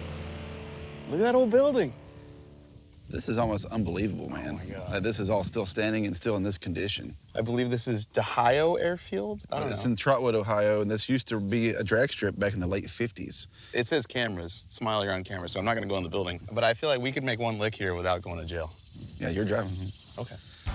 Well, I'm going to jail. That's what you're saying. Somebody's got to bail you out. We used my phone, we marked it out. When we got to the quarter-mile mark, I got out and just happened to see, I was like, I think this is the old finish line right here. You can kind of see a line going across. You can see the edges over there. So should I go ahead and put out like a couple of jack stands so we know where the finish line is? Yeah, I need something bright red. All right. Stand them up nice and tall. Yeah. We're about to race down an old track strip. Yes, we are. Oh my God. Yes, we are. So here's our plan. We have precisely marked out 1/4 of 1 mile on this asphalt tarmac. And just know, loaded for bear, this is 12,500 pounds. That's what we're about to accelerate down this drag strip. Give it everything. All the boost, all the fuel is on right now at the starting line. We should have smoke. Oh yeah, we have smoke. You ready? Yeah. Come on, baby. Oh boy. Oh, here we go. Whoa. Oh boy. That is 50 miles an hour. There we go. Oh, we are locked up. Yes, son. Whoa. Oh my goodness. What was it? What was the ET? 1841. Okay. All right. I'll take it. This thing with the gremlin on the back is faster than a lot of our roadkill cars have been. Dude, we clocked 80 miles an hour across the stripe. It went 1849. And once the converter locked up halfway down the track, this thing took off. So we're gonna make some adjustments to the computer for the transmission, and we're going again, because I think it's got a 17 in it. Reset. I'm ready when you are.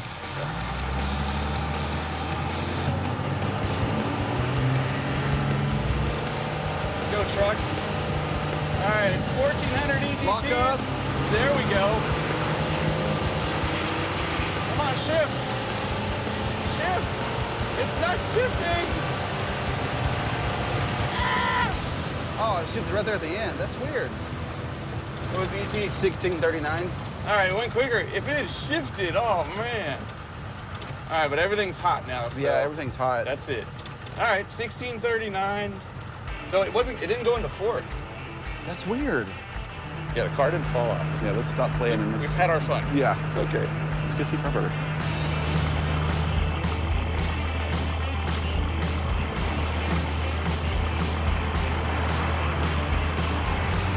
Right now, we are blocks away from M1 Concourse.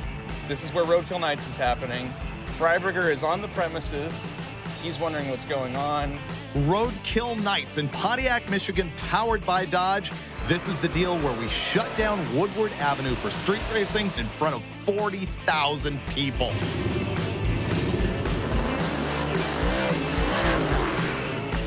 We actually made it. So far, so good. I believe he's on the other side of these buildings, so as long as we're back here, he can't see us. What's up, sweethearts? What's going on? Well, you got a load of lumber here? You don't want to get wet? What's up with It's a this? piece of machinery. Tell me what you think this is. I'm feeling water. Okay. Dude, I like that's a great guess. It's wrong, though. Help us unwrap it. Just don't cut into the cover. Like, don't cut what's under. Oh, no. What does the back remind you of? A boat. This is the perfect place for that. And we could go boating. Oh, my gosh. Oh, it's a Dodge Dart. No, you No, want it's to a try it again? Gremlin. It's the Hemi Gremmie. It's a Dodge Dart. Where did the Hemi Gremmie come from? We stole it from California. You did? And we might have got it running again. No way. Yeah. Freiburger's gonna lose his mind. That's what we're hoping for. We're hoping he has no clue. He doesn't.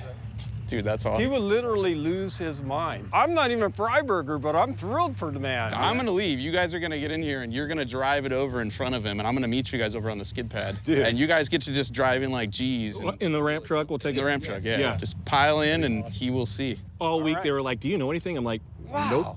He thought we drove death metal here. That's the whole metal, thing. yeah. Death metal was supposed to kept be. telling me. And we kept saying, I said death metal about 10 times. I'm actually shocked and touched by the level of generosity and goodwill. I mean, it's just a beautiful thing. He deserves it. He literally deserves it. You are just a bro's bro, man. I love that guy. This was a hard secret to keep for months and months. This sucked. Woo. Nervous. You did good. Let's just go down there and let's make the rest of it happen and have a good time.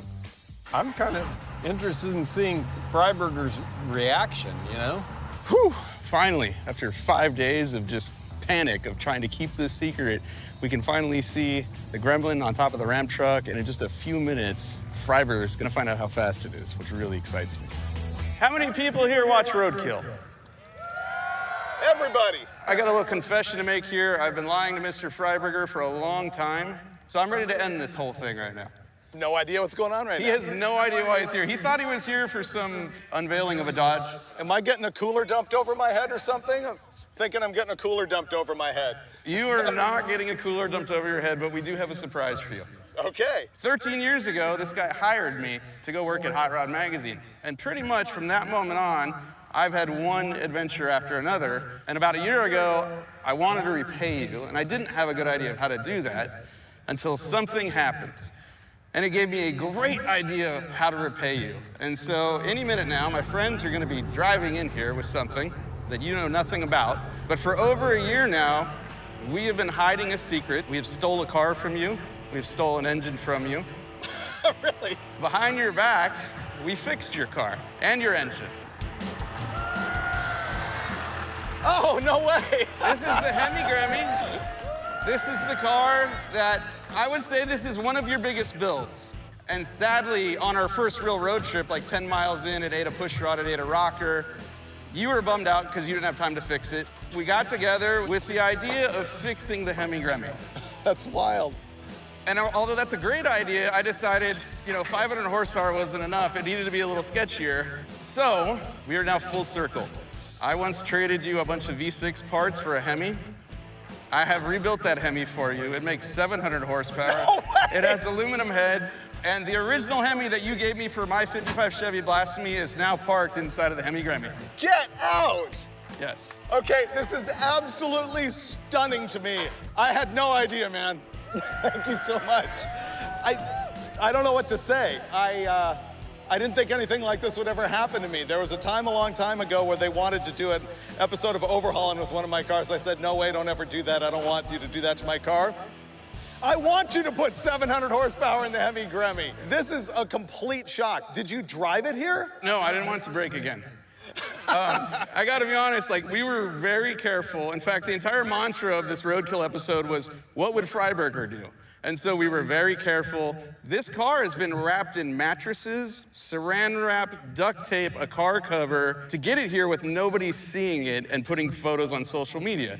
Wow. I have personally not made a Facebook or an Instagram post all week because you thought I was driving my 68 Charger here. 100%. I didn't want you to know I wasn't. And so we took great pains to make sure we were careful, we weren't gonna hurt your car. No one has ever done anything like that for me before, and I'm sure you were behind it. Thank you so much. Thank you. You're welcome. You're welcome. You know what, everybody? I gotta say, one of the greatest things about doing this job is we've been doing it together, me and Mike now, for 11 years. We're going into 12. Our whole crew travels with us, and we're like family. We're like a band of brothers down here. We really are. I really appreciate it, Mike. Thank you. You're welcome. talk before I choke up. That's it here. Nothing like this has ever happened to me. I never expected anything like this to happen to me. It's a full bro move by all of these guys. The history of the engine that Mike and I have together. But the other thing is, I think all my guys know that I'm shooting TV shows every single week.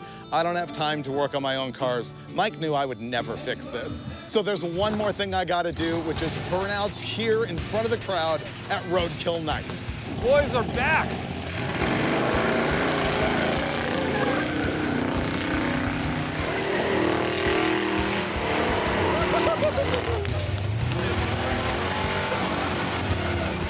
I forgot how sketchy this thing is, man. That's what makes it fun.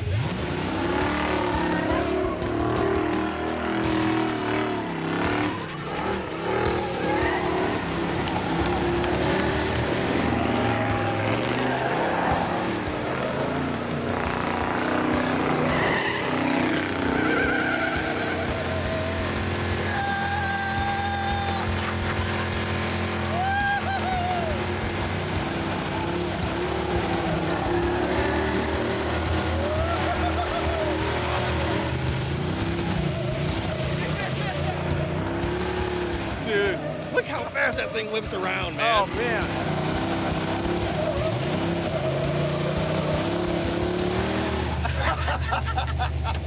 Yeehaw! Woo! How's the temp? All good. Yeah, your money, dude. That was awesome. Wow. Nice work. Did I keep it off the rev limiter? Ah, dude, it was perfect. I was trying to keep it like under like 6. I believe we'll make it out of this episode with the car still running. I think so. That's because this is the last day of the episode. Victory pass! Yeah! Yeehaw! Woo! Woohoo! Boom! Boom!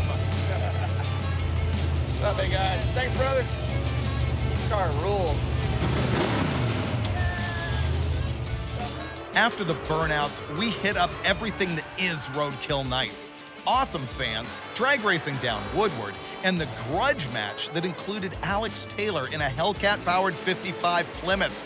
You can see the buildup of that car and all the racing on Hot Rod Garage on Motor Trend. Now, overall, this is my best day at work ever. Finnegan and Newbern led the charge, but really, the Hemi Surprised involved the entire crew, several hosts, a bunch of people at the office, and really, the message of that means more to me than the Hemi itself. Now, you're wondering what happened to the road trip with Dulcich, Cotten, and me? Don't get us stuck. I'm not getting us stuck. We ain't no Steve Dulcich.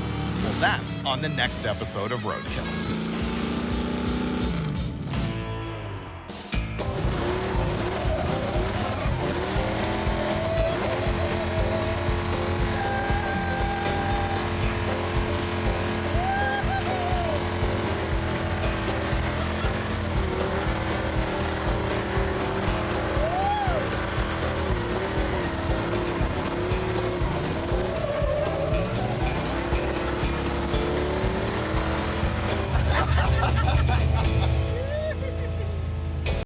This time on Roadkill, we're bringing Pro Street back to America. Pro Street Madness, the best hide-and-seek game ever, and we win our first burnout contest. Woo! Look at that pink car.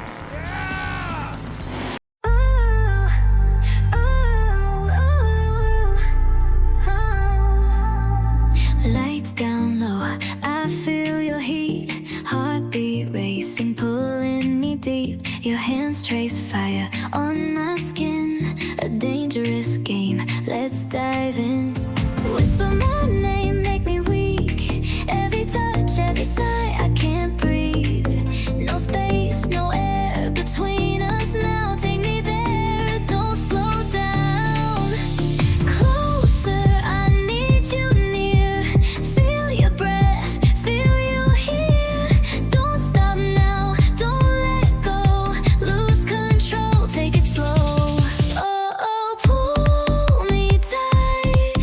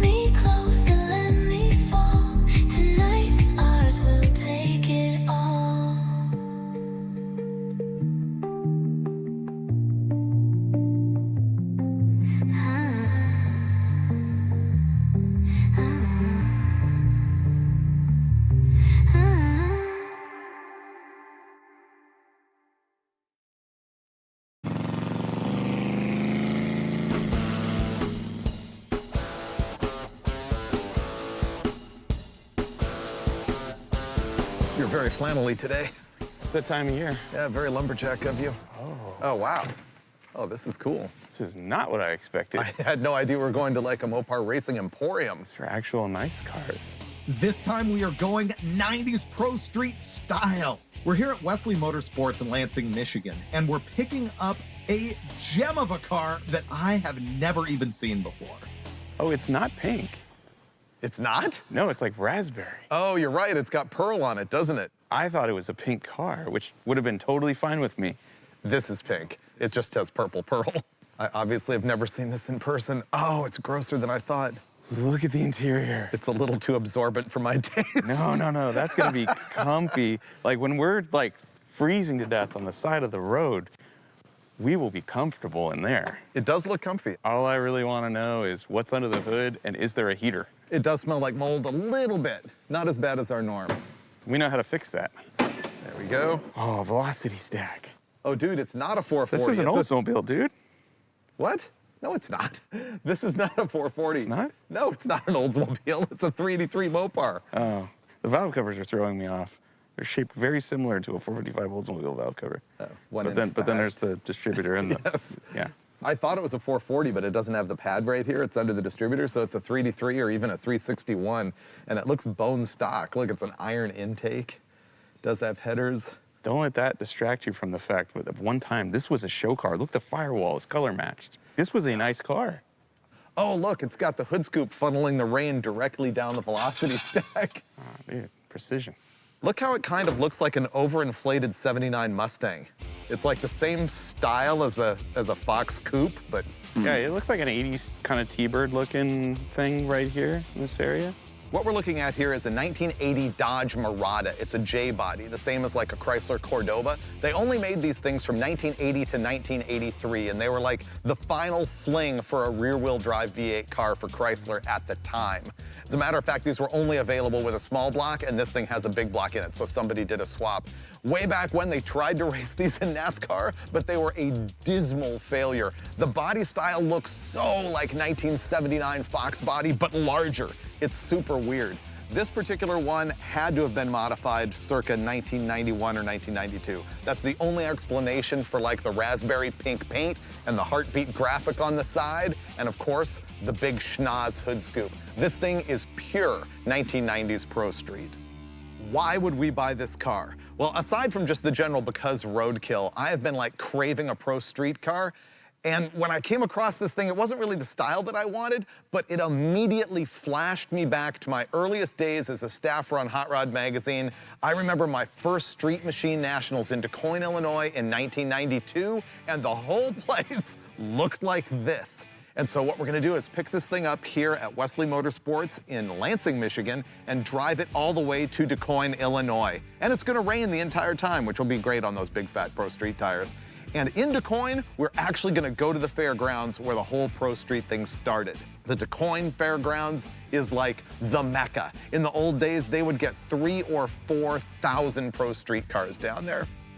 Now, I have to answer for a lot of you, what is Pro Street? I've discovered that some of the younger people have no idea. Well, what it means is the car is tubbed, meaning the rear wheel tubs have been replaced with semicircular, giant, half a trash can looking tubs to hold big, fat meats.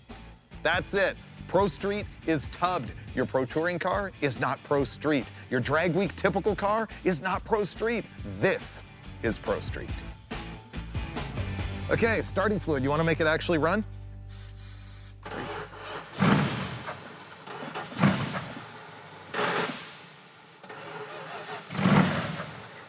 Does sound like the ignition shuts off. Where's the ballast resistor? Aha, that's why. That's disconnected. Oh. That explains it. I fixed it.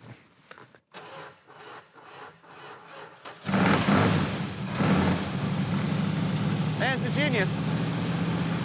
They don't even need this. Hey, it's got fuel. Wow, it even idles. We're good to go. That sounds remarkably good. We're doing burnouts. You don't want to look in the radiator. It's mostly rust. Okay. Did you like my ace repair? That was impressive. This is full. Because I don't even know what a ballast resistor does. It's a resistor to reduce voltage to the coil for the electronic ignition. Okay. And when you're cranking, they bypass it so it's full voltage. And when you let go, it goes through that ballast resistor. So when it was disconnected, it was shutting off the ignition as soon as I stopped cranking. I'm not going to pretend I still understand that, because I still don't. I want to see the suspension. Oh, wow. This is not done well. No? It is back halved with a rectangular tube. Is it going to break in half? And it does have a gas tank out of who knows what mounted sideways between the wheels.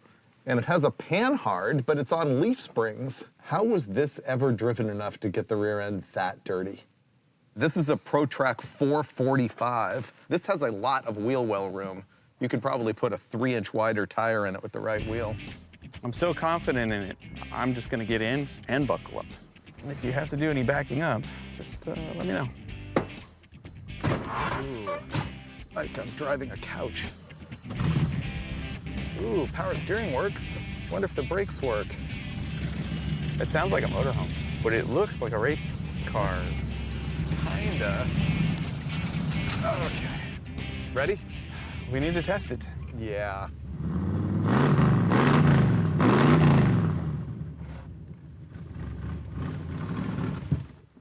Wow. Maybe it does need to just warm up. Maybe if I eject the cassette. Merle Haggard, Wow! I wouldn't have expected that. Dude, me neither. Maybe I can drive it in circles while we're warming it up. This thing's a roach.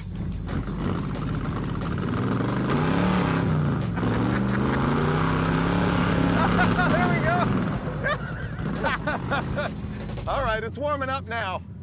It's starting to get good. It did do something. I don't know if that's tire smoke or coming from the crankcase. I'm not sure either.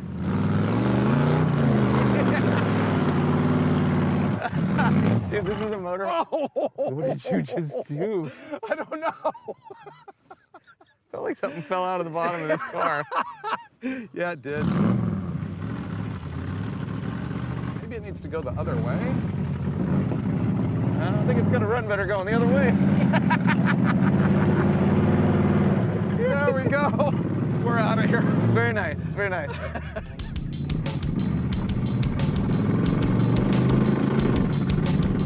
That's on the floor. That does not run good at all. It runs pretty bad. Yeah. That needs some help. Wow. Maybe it's just really bad gas. It could be. Yeah. It's still on the floor. That's its happy place, you know? You're right in the wheelhouse. Now I'm lifting. Ah, it's much happier right there. Yeah. How's the sofa? It's pretty good, actually. I've got a pretty good barrier between me and the mold. All right, so new short-term goal, make it run well enough to do a burnout. Oh, it just like kicked in. Did you hear that? Yeah, man, you found the camshaft. What just happened? Dude. I was holding steady throttle and it all of a sudden took off. The thing is, I think this is the realistic experience of Pro Street in the 90s. I think most of these cars ran exactly like this. 22 mile an hour? All they did is cruise the fairground and foul plugs. We've gone 8 miles. Here's what we know so far. First of all, the battery just completely died at a gas station. So does the alternator work? I don't know. The other thing we know is that it runs terrible, but our operating theory right now is that it's got 2-year-old gas in it. It hasn't been driven in that long. Who knows? Maybe low voltage is also affecting that. So we're gonna run and get a battery. There's a parts store nearby. And hopefully get this thing fixed. High performance. Hey, perf. That's sweet. That is like the velocity stack version of flipping the air cleaner lid. I like it. Dude, and it's gonna deflect the rain. I'll give it a shot. Part of our running problem could be a voltage problem. This cable is unhappy. Weird, because obviously somebody cared about it and spent a lot of money on it sometime in the late 80s or early 90s, but then it's got this turd motor in it and this hack wiring and everything, and it's obviously been neglected. It's sort of a mishmash of good and bad. Here's a tip. I don't know if the alternator works. There's a center in the back of the alternator that will be magnetized when it's running if it's charging. And if I can get to it without arcing, I'm gonna see if it works. Okay, yep, that works.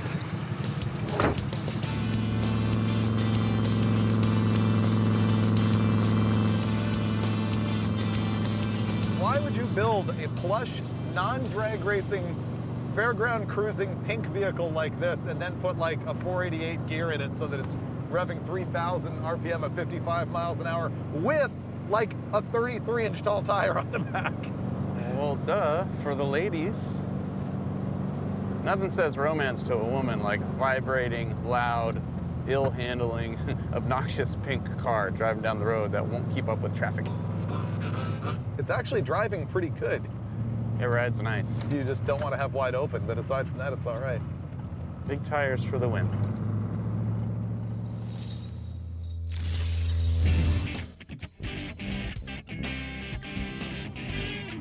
It's still here. So did you notice that it's sun's out today? Yeah, it's gonna be better. What's this? Ah, yeah. Oh, no way. Boom. No way, they even matched the car. Yeah. Amazing. Oh, yeah. Mopar, dude. It's 91 all over again. Uh-oh. This is ungood. What'd you do? It's a whole lot of oil leaking out from under somewhere. Oh, it's dripping. It's gas. There's gas leaking out of the car. If we drive fast enough, it's not a problem. I think it's because you parked it on a hill, see? These glasses will protect me from any fire or fury or a woman scorned. Block out all the hate. I came prepared. Dude, let's go. Dude, it's dumping gas on the ground. You just gave me these glasses. I have to drive with them. We're talking a controlled drip here. Okay, let me in. It's 36 degrees. We'll be fine. Won't be a fire. Parts store is 8 miles, and it's my side that's gonna catch on fire. The outside of the window's already fogged up. Ooh, don't make sparks. On the side of the road? Do not make sparks. Hey, my window's defrosting. Oh yeah, mine is too. The heat is blowing out from under the hood from the angry big block.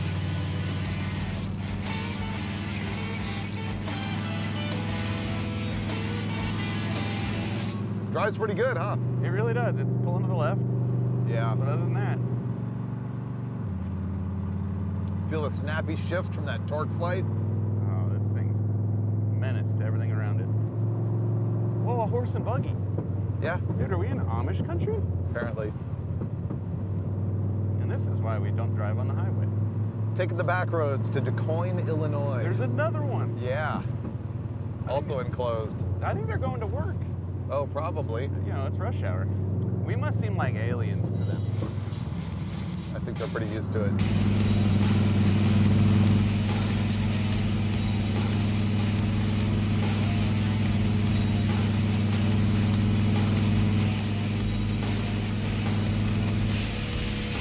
Okie dokie.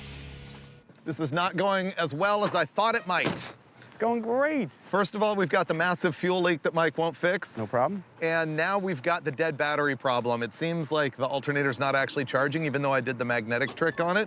I think it's maybe the voltage regulator. So I'm gonna run and get a voltmeter and find out what's going on. Yeah, look how the fuel is now fuel colored instead of like orange Gatorade colored. You know, on second thought, it's a really long road trip, and we have days ahead of us with which to tackle another job like Bingo. this. So let's do these two problems, won't start and exploding, and then wait for something else to add on to the problem with the plugs. Well, see, I think that the acceleration problem is gonna solve itself with voltage and fuel. Usually does. Yeah. You know, science. Voltmeter, it's one of these new auto-ranging ones I can't stand. You might not need that when I tell you this. 11.5 volts. Should the regulator be leaking down the firewall? Oh no! Wow. All the goop melt out of the back of it. Okay, we need a new voltage regulator. Yeah, I'm not sure that's a factory option. I'm gonna say you troubleshot that pretty well. Let's season fix 10. it. Yeah. This thing is off, and it has, in fact, melted all of the potting out of the back of it. Thing is, that's not the voltage regulator. I have no idea what it is. The voltage regulator is right there. We'll replace that too. I didn't know what this doohickey is. Google says that it is an EGR time delay switch, which I determined because it had an original Chrysler part number on it. So I'm thinking that maybe we're not charging because this thing's drawing so much because something went wrong and it's melting itself. So I just took it off. I grounded our voltage regulator better, and now we're gonna have to get a jump start off the video van and find out if it's charging.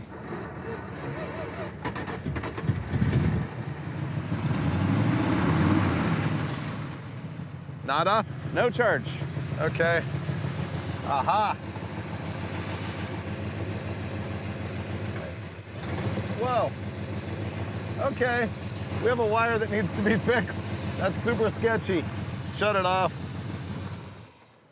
Wires on the back of the alternator are super crusty, and when I wiggled them, the engine almost wanted to shut off, and that's really sketchy. These are the field terminals on the back of the alternator. So we'll be fixing that. You'll notice, by the way, I got the wire that's color matched to the car.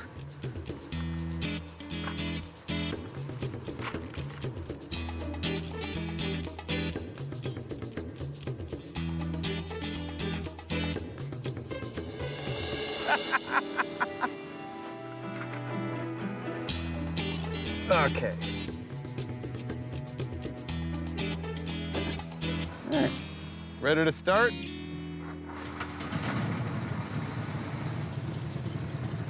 And the moment of truth. Fixed. We now have 13 bolts. So what I did is fixed a wire that was loose on the back of the alternator and all falling apart. And also I ran a charge wire directly from the back of the alternator to the battery just to bypass all of the rigmarole that's going up through the dash and all that stuff. We're good. Let's ride. All right, you done inconveniencing the parts store? I am, and once again, we're only down to one problem, which means there's no point in staying here working on anything else. You gotta wait till you have two problems, then you stop. The fire's only on my half of the car, I get it.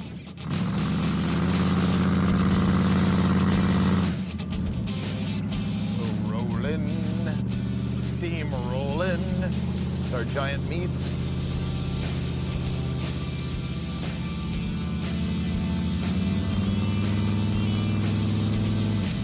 And now the exhaust fell off. It looks like it's just the collector bolts, so we're gonna have to rob some bolts off someplace else on the car in order to bolt that triangular 3-bolt flange back together. We only need 2. So let's take one off here and one off there and those nuts, and we're home free. All right, core support nuts, fender brace, bolts. We are back in business. Working on working.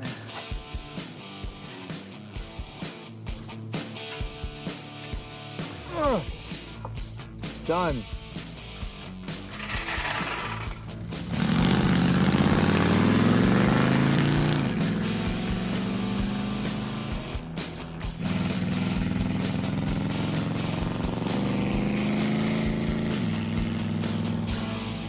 We're finally gonna fix the fuel leak, not because of explosion hazard, but because of performance. You stand on it and it just sort of still wants to lay over. Maybe it's fuel delivery, I don't know. That's a goal I can get behind. Yeah. Risk of endangerment? Nah. Not so much. Poor economy? Nah. Poor performance? We can't have that. I found under here that there's 2 sections of little rubber line and a piece of aluminum line, and somewhere there's a crack in the hose, and so I'm gonna replace it and hopefully fix both problems. Okay. Now, this gets ramrodded. Okay, fixed. That's all win. I'm getting blinded though. I need my, thank you. Boom. Here's the thing, we don't really feel like hitting the highway again tonight because there's a steakhouse right there and we're big TV stars, so the producers are gonna take us out to, you know, Longhorn. And so in order to test the wide open throttle capability, we're gonna have to do a burnout. It does sound better. Oh man, it's gonna be cool.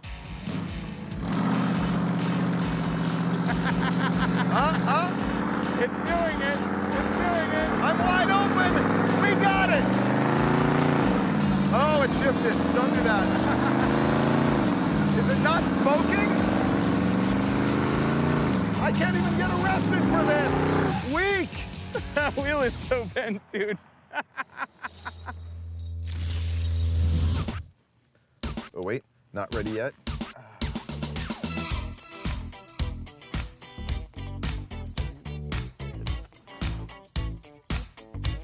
All right, now that we've selfied, we're on the road. Just missing the fanny pack and the parachute pants. And, technically, if we go straight, it's only 266 miles to DeCoin, which means I feel as if we have time to goof around, see the sights, appreciate it. Oh, that hurt. Good thing there's no oil pressure gauge so that I don't know if it's now 0. Would you stop if it was? No, okay, that then. hurt.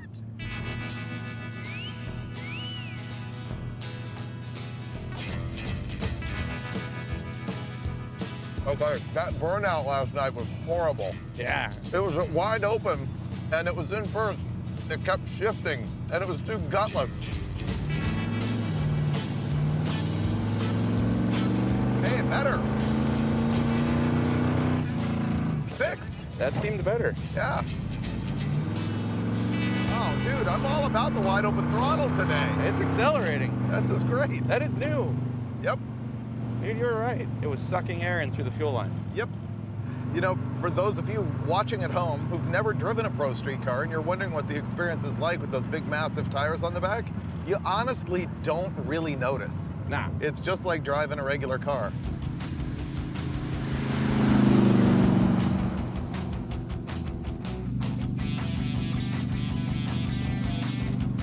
Yeah, I've got breaking news. The fuel gauge actually works in this. What? Yeah, I just noticed that. Just fell in love with this car all over again. Our new fuel system just makes me want to do this. Do it, man. We got a full tank unleaded. 255 miles to go. Now we're Pro Streetering. And no rush to get there. 275 horsepower. Might even be 276. Ah! Did we get it up to 70? That was amazing. I don't know if the speedo worked.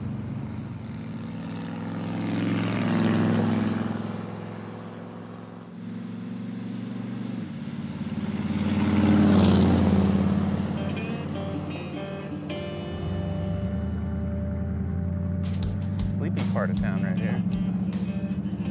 It's cool, man. Oh, look at that theater, Will Rogers Theater. Wow, look at that though.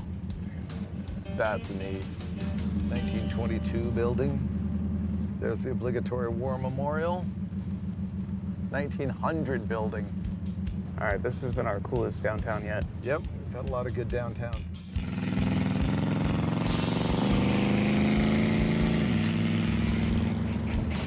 It should be right here on the left. Wow, that's 100% still here. Ooh. That is cool. That looks drivable. This is like the one that we did in Colorado, which, by the way, is now a housing development. Wow. This is cool. One of the things I like to do on our random road trips is find abandoned old drag strips, and this is one of them. This is Motion Raceway in Assumption, Illinois, and if you believe the interwebs, it ran from 1970 through 1983. The original owner ran it the entire time from what I read and just bailed at some point. The part I'm tripping on, right, is we drove in on this road. This road is clearly being used. It's next to the farm. Yeah. Are those the owners? And if so, why are they not just making hit after hit every day down here? Maybe we can handle that. This is gonna be awesome. Let's go sightseeing. We'll drive casual. Yeah, that was the burnout box for sure. Yep. I got excited. So maybe we can see the starting line right about here. Yeah, here, somewhere. Where would the tree have mounted? Yeah, the tower would have been over here. Dude, the snack bar is still there. Yeah. Oh, dude. Very few of them have this much remaining tarmac. Yeah. What a waste. Because, like, farm there, they're not farming here. You should be racing. I read that it was a quarter mile, but it's 3,000-foot track.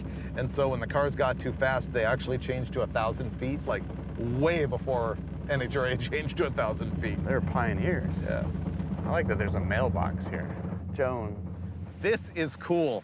See how this mailbox that's still here says Jones on it? The founder of this track, and apparently the guy who ran it the whole time, was John Jones. And I said it was in Assumption, Illinois. The address here is actually Moeaqua or Moaqua. I don't know how to pronounce the local town. Sorry, folks, but that's neat. That's really cool. History and stuff.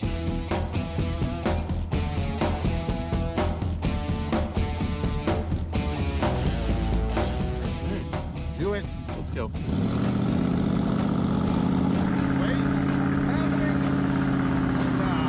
It's not.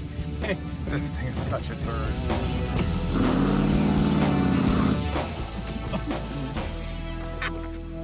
Tomorrow we need to pick up a set of needle nose vice grips and pinch off the rear brake line. Yes. So we have line lock effect. And stop. Okay. It just wants to race. Nah. Are you ready? Yeah. Amber, amber, amber, amber.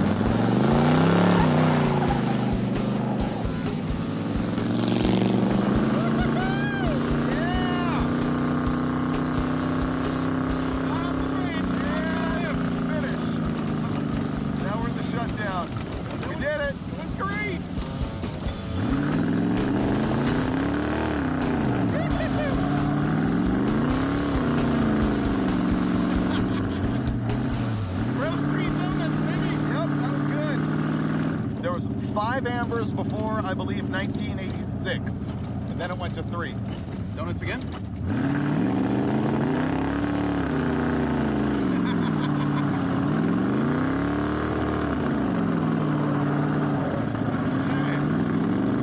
We should probably leave now. Yep. Post haste. Okay. Boom. Bye, Farmer John. We did it. Ocean Raceway. Handled. Crossed it off the list. And it's still running. 5 ambers, that's right. I think I left on the 3rd one. Hey. All good? Yeah, can we go one more time? I'm just kidding. Okay. Because it was just sort of a stunned glance at each other. Mike killed a caterpillar. Okay.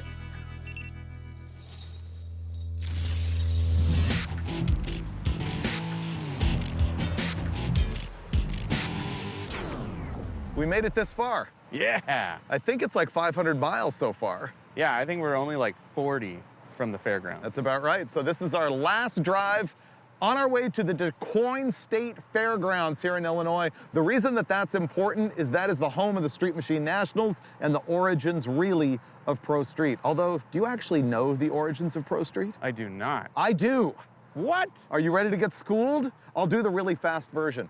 So, big tires were always a thing for traction, right? But in the early days, people would radius fender wells and let them stick out.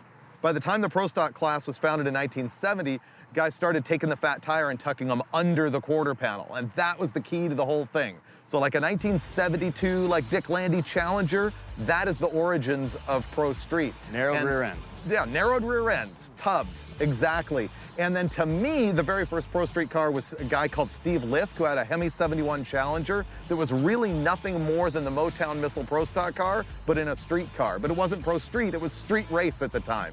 Hardcore street racing. After that, the very first car that was like Pro Show would have been Scott Sullivan's, I think it was a 66 or 67 Nova. And that came out and was the Carcraft Street Machine of the Year in 1979. And it was tubbed and it was full show car.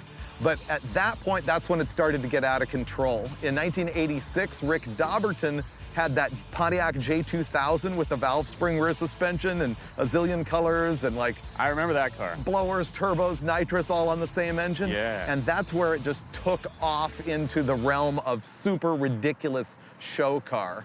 And then there was Matt and Debbie Hayes', I think 88 Thunderbird that was pink with a graphic similar to that. And that's what started all of this.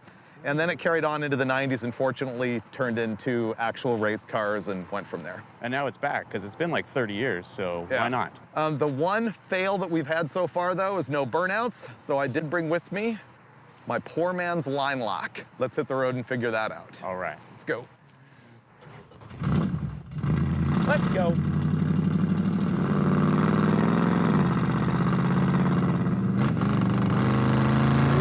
Not running great. It has run better. It's run worse though, too. It has the mystery tune-up, really. See, the only rule here is don't enter. Is that what it says? It doesn't say don't burn out. Okay, we might be able to make this happen. Wow, I'm gonna let you just go ahead and handle that. All right. If you ever find yourself in a situation in life where you just don't have enough power, these are the solution. I'm gonna clamp this on the rear brake line. I'm gonna disable the brakes. This man is going to smoke these tires, and then we're going to get arrested. Is it gonna work? Definitely. Yeah.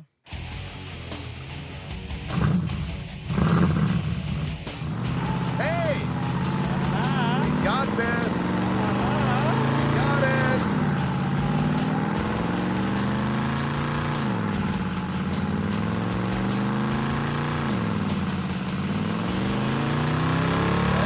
There we go. 2,900 RPM for the win. It was pinging pretty bad.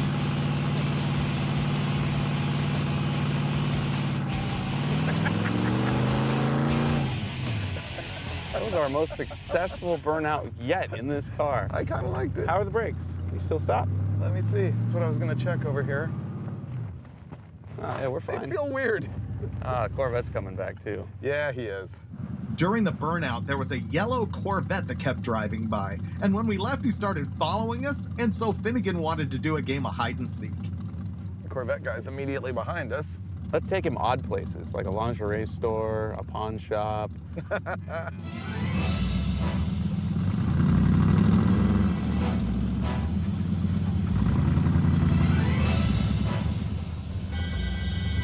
catch us, Mr. Corvette guy. We're not quitting. We're gonna keep going.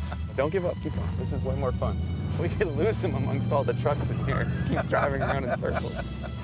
Keep going, keep going. Is he behind us? He's following, just keep going. I'd go down that row and then come back out this one. Let's just keep this guy going, dude. Yeah, keep going, keep going. Is he still behind us? He said he pulls into the parking lot. Keep going. Yeah, he went that way. Keep going.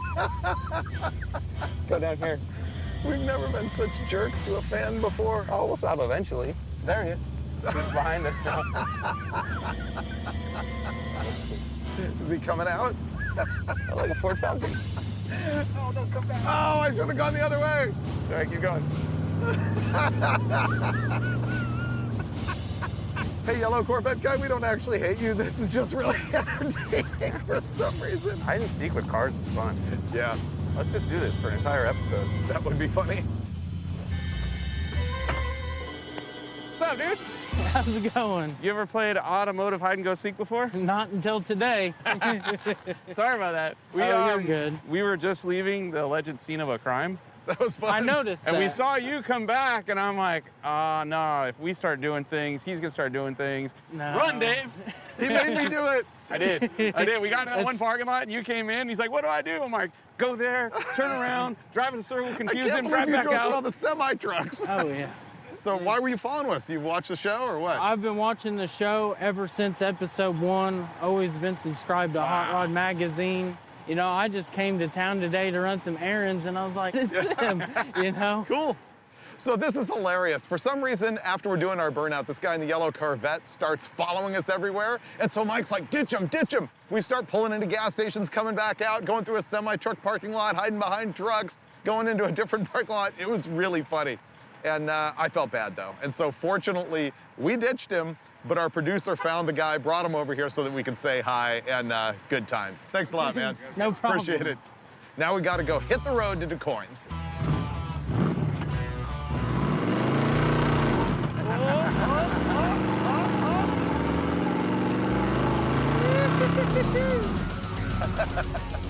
Oh, dude.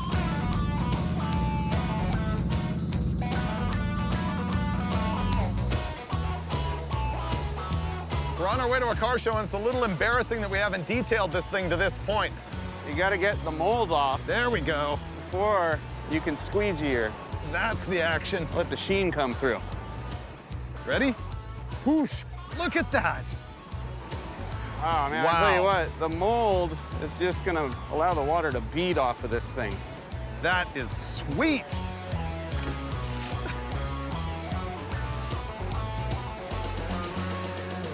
Treat the car good and it'll treat you back. I feel good about our detail work. Oh yeah. No one else is gonna show up with that level of shine. Here we go.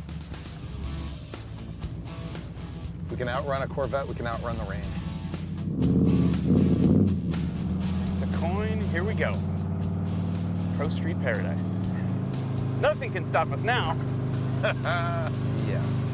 This has been one of our better driving, most reliable cars. We only had to fix the charging system and the fuel leak and something else I don't remember. You're trying to not make us get there. Right. Is that what's going on here? Put that out into the universe and all of a sudden this thing's gonna catch on fire now and the steering wheel's gonna fall off. See, now we've never had that ending to a show. If it burned to the ground, it would be the first time in the history of Roadkill. And it might be all right. I'd be a little sad. I might be a little. Headbanger's Ball is a good car. It's got character. Wow. Flashback. First time I was here almost 30 years ago, 1992. Oh, there's a bunch of cars here. This is great. Oh, look at the crowd. I can't believe these people showed up for this. Cool. Oh, look at that Vega, dude. Wow. Oh, this is genius. Oh, look dude, at the crowd. Look at that. Look at the Geo Metro. The Fury, Impala, the Corvette. What is that? What is that? This is awesome. Oh my goodness. We made it. We lived. Oh man, thanks everyone for showing up. This is awesome. First time I was here was Street Machine Nationals 92, and the last time was probably 96. Man, this is cool. Thank you guys so much for showing up. Let's look at cars. Yeah, let's do that with a sandwich. Ooh, smoke truck, meat. All right. This episode worked out exactly as I'd hoped, which is unbelievable for Roadkill. It has been the full Pro Street experience for me, and this is like a homecoming. We're here at Des Moines State Fairgrounds in Illinois. This was the home of the Street Machine Nationals for so long. It was a car show with like 3,000 or 4,000 cars, and really where Pro Street was born, where it took off. And Mike Cotten, who you know from the Faster with Finnegan show, was able to put together for us all of these guys showing up with nothing but steamroller tire Pro Street cars. And for me to be back here probably for the first time since I'm gonna say 1996 is really awesome. So this is a big homecoming. I've never had my own fat tire car, but we made it in the Murata. And there's only one thing left to do, and that is another attempt at a big burnout. Maybe one of these guys can do better than us. Let's do it. There's a lot of really cool cars here. Yeah. All our friends who showed up here, our new Pro Street friends. Light 'em up. Woo! Perfect. Light them up. The metal plate may work in our favor. To start with, but then it gets grippy. Wow, to back in. This is professional. Yeah, they got chains and concrete and all that. Like, they want us to do this. Here we go.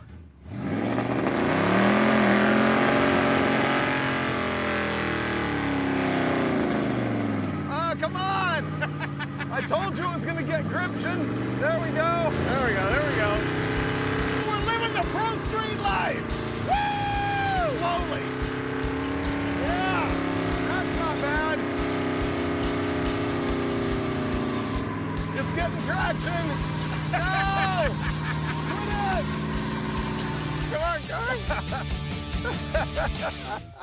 Look at the sizzle, the bacon. Okay, who's gonna do better than us? Who's up? Who's next? I felt really good about our chances of winning the burnout contest, you know, because lame. But then this guy rolled over, and now I think we're gonna lose after this truck moves. Oh no, wait, that's a good amount of smoke. Maybe we are gonna lose twice.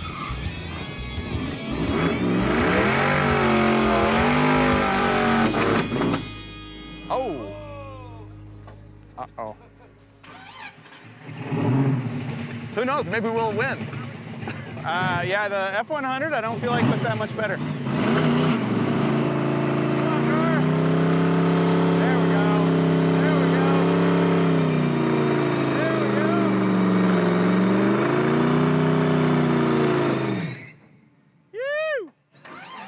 It's hot. It's very warm. We're actually winning this. I like the seat cover. You got this. Sounds like it's got a spool or something in it. Yep. Come on. Come on. I don't feel so bad now. Oh. There we go. There we go.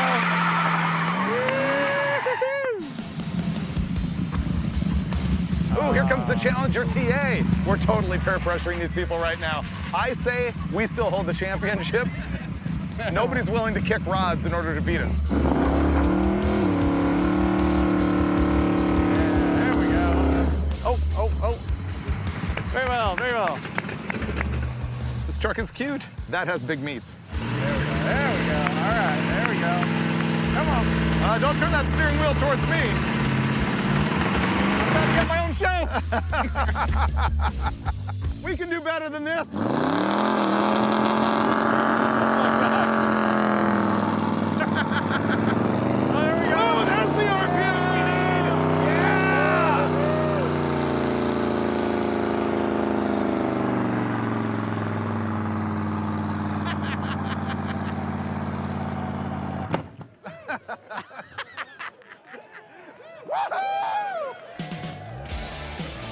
All right, we win! Hey, we won our first Pro Street Burnout contest! Woo!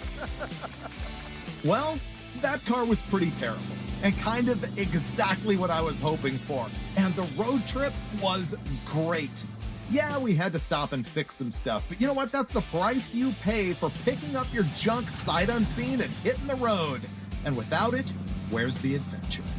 You know what? I really have to thank all of the people who came out to DuQuoin State Fairgrounds with their legit Pro Street cars and gave me just an ultimate flashback with our pink Murata and all those other far superior cars.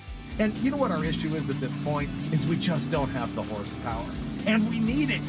So if we ever build brutal power for the Murata, you will see it on an upcoming episode of Roadkill. It's not just Merle Haggard, it's his best. Oh. Back to the bar rooms again. Wake up, roses in winter, the running kind. That's just side one. I don't want to sober up tonight when my blue moon turns to gold again.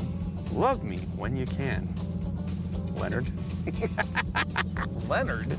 Well, if you put pauses in all the wrong places, the titles get